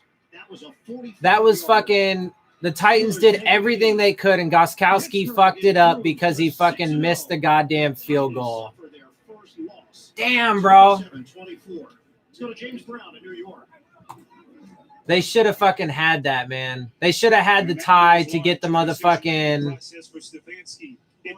They should have had the fucking tie, bro. Damn, son. That was so close. That's all right. Well, it's like I said, you know, both of those teams are teams that I root for when they're not playing the Dolphins, because my sister is a Steelers fan and I am a big Tannehill fan. Obviously, I'm wearing his jersey. And, yeah, man, they're going to go to 5-1, but they should have at least had that fucking tie and taken it into overtime. But they played a great game. Especially in the second half, they really picked it up and gave themselves a fucking opportunity. And, you know, man, it's just, that's how it goes. They played a really good team. The Steelers are a really good team, and your kicker fucking misses the tying field goal. So, but, and also too, it's important to note, you know, Gostkowski's numbers, because he's perfect when it comes to being 50 plus. Every kick that he's attempted this season from 50 plus, he's made, but he's like 50% under that, and he just fucking missed the the game tying field goal that would fucking put them into overtime and give them a real shot to win that game. Towards the end zone, it is caught. Was he in? Yes, Donovan Peoples-Jones.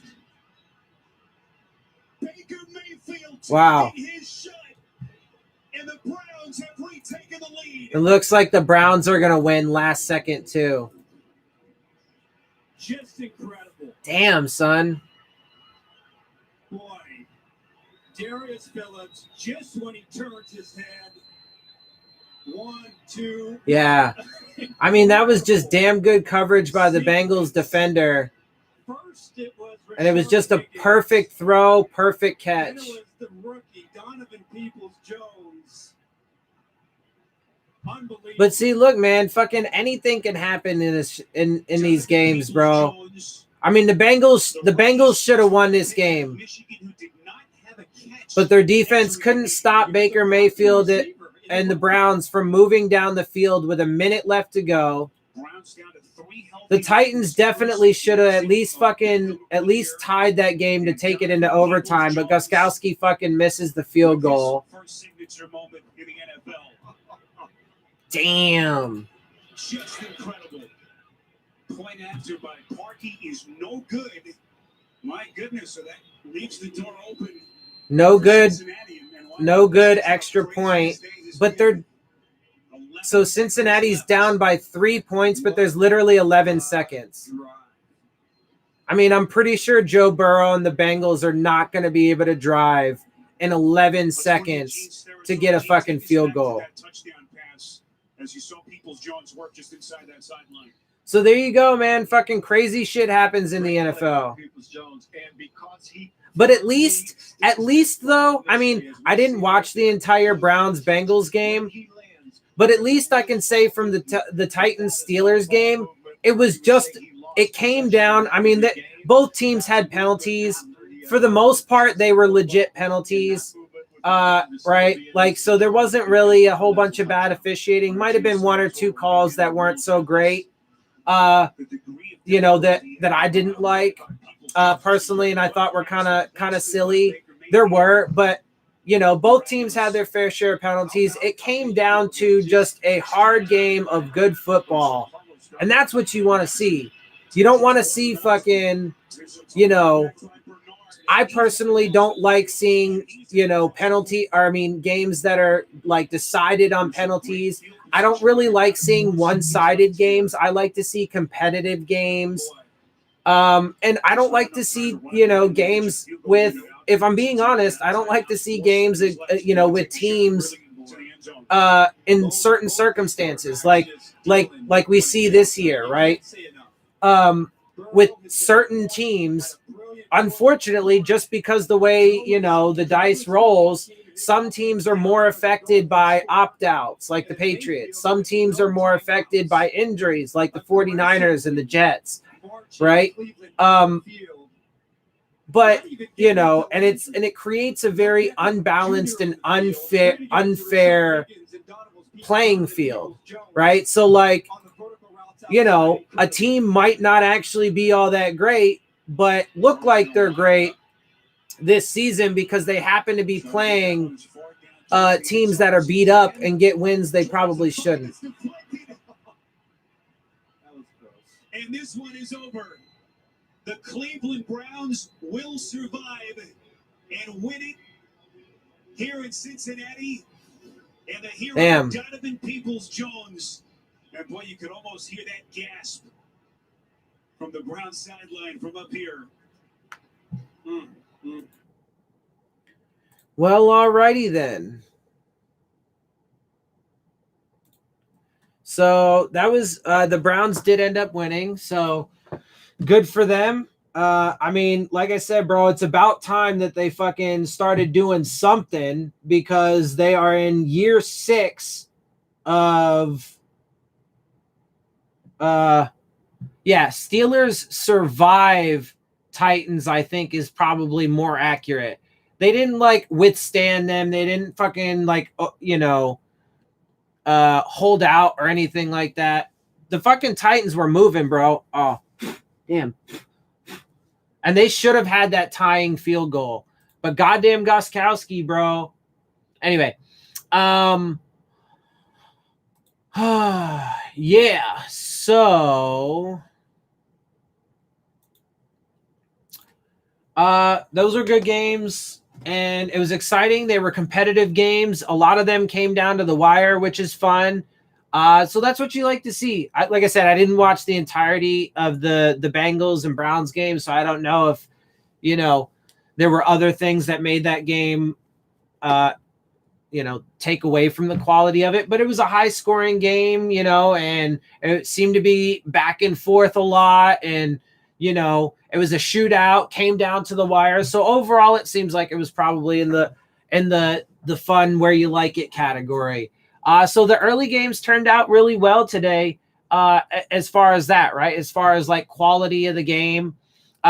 Aside from the fact, though, that there actually were, I guess the big downside would be the injuries, man. I mean, they just continue to pile up just across the league, and it's unfortunate. And, you know, I'm not sure how much longer the season can survive. Because, again, we're still, like, I mean, we're coming up on it. We're super close, but we're still not even totally halfway through the season yet. And, I mean, it's ridiculous. Not to mention COVID is getting worse and worse and worse. So, yeah, anyway, I'm not sure how the season's going to survive, but we'll see. We have another half of it to go, and so we'll find out. All right, well, I am going to get out of here. I'm going to bounce. I appreciate everybody that did end up jumping in. It was kind of slow, but that's cool. You know, I get it. I don't really have a lot of people that tune in, but I do appreciate the people who do. So thank you. I do intend to watch the Rams Bears game tomorrow, because, well, we're about to play the Rams next week, and that's going to be the first opponent that Tua has to face. So, and that is a hell of an opponent for them to give him in his first start. Like, really, when you, I mean, again, even with that, right? Like, even if it was the plan to put Tua in now, or, you know, whatever, which doesn't really even fucking make sense for a number of different reasons. But even if that was the plan, like, why would you decide to give him the Rams,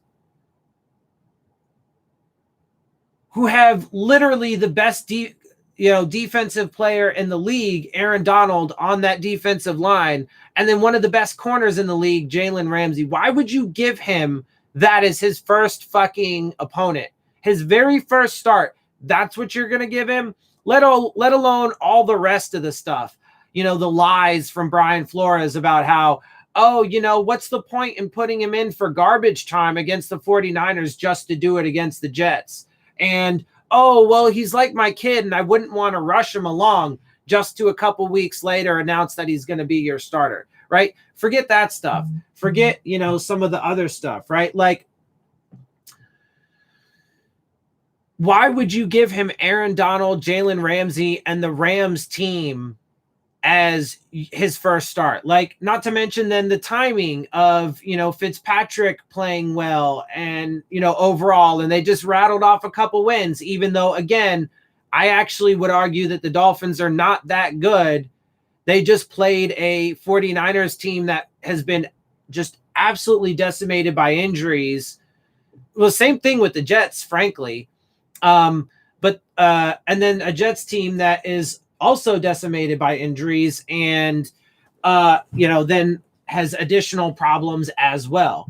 In the 49ers, Garoppolo played like he was injured, right? Well, Joe Flacco for the Jets played like he was just completely disinterested. That motherfucker looked like he was so somewhere else the entire game until like maybe the last drive or two, apparently like after some little back and forth between him and Adam Gase.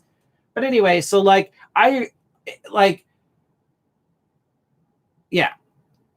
would definitely argue the Dolphins are not as good as what they would seem, but they still did win those two games and, won them in seemingly dominant fashion, even though, again, I would also argue against that. But the timing is strange for, a number of different reasons. And so, none of it makes any fucking sense. But we'll see, bro. I mean, look.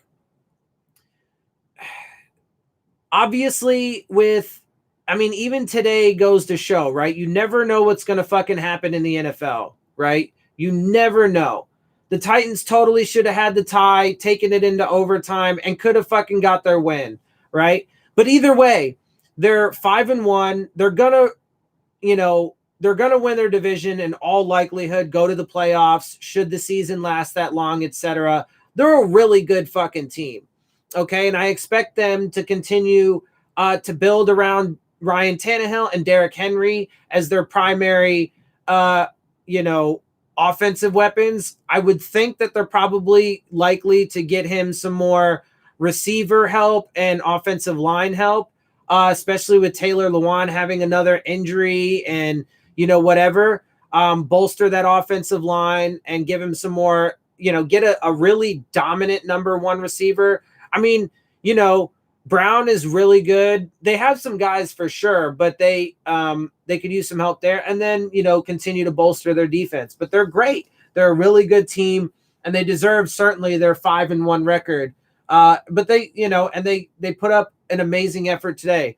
The Browns, look, I mean, well, first of all, the Bengals, they should have won that game, right? They got a fourth quarter touchdown to take the lead.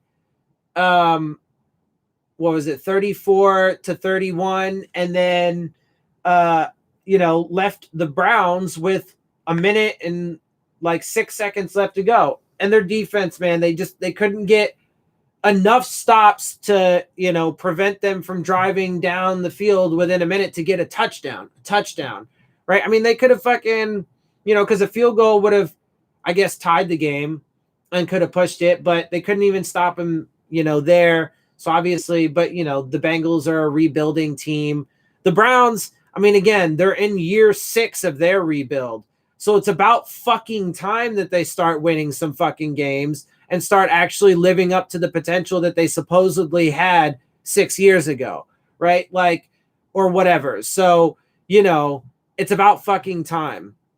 But then, of course, they also have to be able to prove that they can do that again. Well, first of all, they got to continue to prove it the rest of the season, earn themselves a playoff spot finally after fucking however many years it's been. And then prove it again next year, provided, well, I was going to say in a season that's not marred by a pandemic and an ungodly amount of injuries. I'm pretty sure by the time we finish out this season, it's going to be some kind of a record. I don't know, but the number of injuries that have happened this season is just absolutely fucking insane. And I mentioned earlier the first player. So there have been, many cases, positive cases now across the league of COVID-19. And I told you guys it's only going to keep getting worse. We hit breaking numbers in America for how many cases in a single day recently or yesterday, right? It's going to keep getting worse. And it's not just while you have the virus that's the issue. That's a major issue, and you could die from it while you have it. But it does things to your body that will cause long-term problems, and that can still kill you even after you've tested negative and gotten rid of it. And who is it? Seattle? I think it was Seattle. No. Jaguars. It was one of the Jaguars running backs that is now officially out for the season because he's been hospitalized multiple times due to COVID complications. Now, I hope that the kid lives, man, but unfortunately, his career could be over at this point. It literally could be over at this point, if not his life. Like, the dude could die young simply because he got the fucking thing, right? So it's a fucking disaster, and I don't see how, it's going to get any better, and I don't see how they can fucking keep the season going, especially because they're also letting more and more people into the fucking stadiums, which, again, I can't imagine how people can see how they're letting more and more people into the stadiums, which football in general is a large gathering of people, and we're seeing record number of cases in the country, and people look at that and don't think there's some sort of correlation there. No, of course there is, because, again, I was proven correct that these events are going to spread the virus, and it's going to make things worse. So we'll see, man. I'm not convinced that the season, we'll see. You guys know, I'm not convinced that it's going to last. And the only reason why they're doing it, of course, is the money. That's it. Because I saw an article over the past couple days that just the headline was if the season was canceled, the NFL would lose $16 billion. $16 billion. So that Jacksonville Jaguars running back, dude, or any of these people that have tested positive at this point, their lives, it doesn't matter if their lives are ruined. We care about that $16 billion that we stand to lose. That is the NFL and the owners if they were to cancel the season. That's all they give a shit about. So these people's lives could be over. That running back from the Jaguars, his career could be over. His life could be over. He could die young now, really young now, because he got this virus. Also, I saw another article or a headline on Twitter. It was actually trending on Twitter that the excess death rate for people between the ages of 26, I think it was 25 or 26 to the age of 44 has gone up 26.5%. Bro, I mean, it's a fucking disaster. It's an absolute disaster. So the idea that just because you're young, you're going to be fine is absolutely absurd and not accurate at all. So yeah, they don't give a shit about people's lives or health and safety at all. They don't care about the quality of the game at all. The only thing they care about is that $16 billion that they stand to lose. Point blank, bottom line, period. People can try and argue it all they want. Anyway, so, yeah. I do got to get out of here. I got things I really need to do, and I do need to eat. I am hungry, so I am getting ready to bounce. That's enough of the, disaster talk. I mean, look, they continue to prove me right, and unfortunately, they're going to continue to prove me right. They have continued to prove me right, and they're going to continue to prove me right because, again, all they care about is the money. So it is what it is. But I am going to do – I do plan to watch the Rams-Bears game tomorrow because I do want to – it'll be a good opportunity, especially since we're not playing a game this week. to get a scouting report on the Rams and see how they do against the tough Bears team this year. You know, that'll give me something good to take into, and I'm going to do a live stream for that. So be sure to join me. We can scouting report the Rams together, and then, you know, we play them next Sunday. So it'll be a short week for them, and Tua will be in the starting lineup. So we'll see how that goes. I mean, just real quick on that. Look, you know, there's the two extremes. Either he plays great and the Dolphins win, or, you know, blah, blah. Other things happen as well. Or he does not play great. He plays bad and the Dolphins lose. Those are like the extremes. There's a bunch of, you know, in between stuff. He could play really good and they still lose. You know, they could win, but in a really sloppy game by both teams. Right. There's all kinds of different ways that it could end up playing out. You know, but we'll see, man. I mean, if he goes out and he balls out and they get the W, then, you know, they're going to get a ton of praise for putting Tua in, even though, you know, I personally still will think that it's not worth the risk. But I mean, it depends though, right? So it depends on how the entire year plays out. It depends on how this game plays out, how the rest of the year plays out. If he goes, you know, if he stays healthy, what's going on? Syracuse fan. I was actually born in Syracuse. That's where most of my family lives.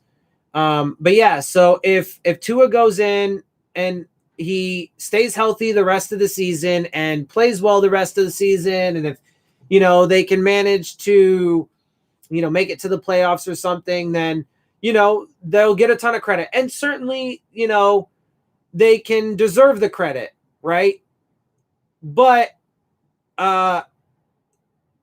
there's also an argument to be made that you can make the playoffs with Fitzpatrick, right? So it's not necessary to put your, you know, supposed franchise quarterback in there to take shots and potentially get injured.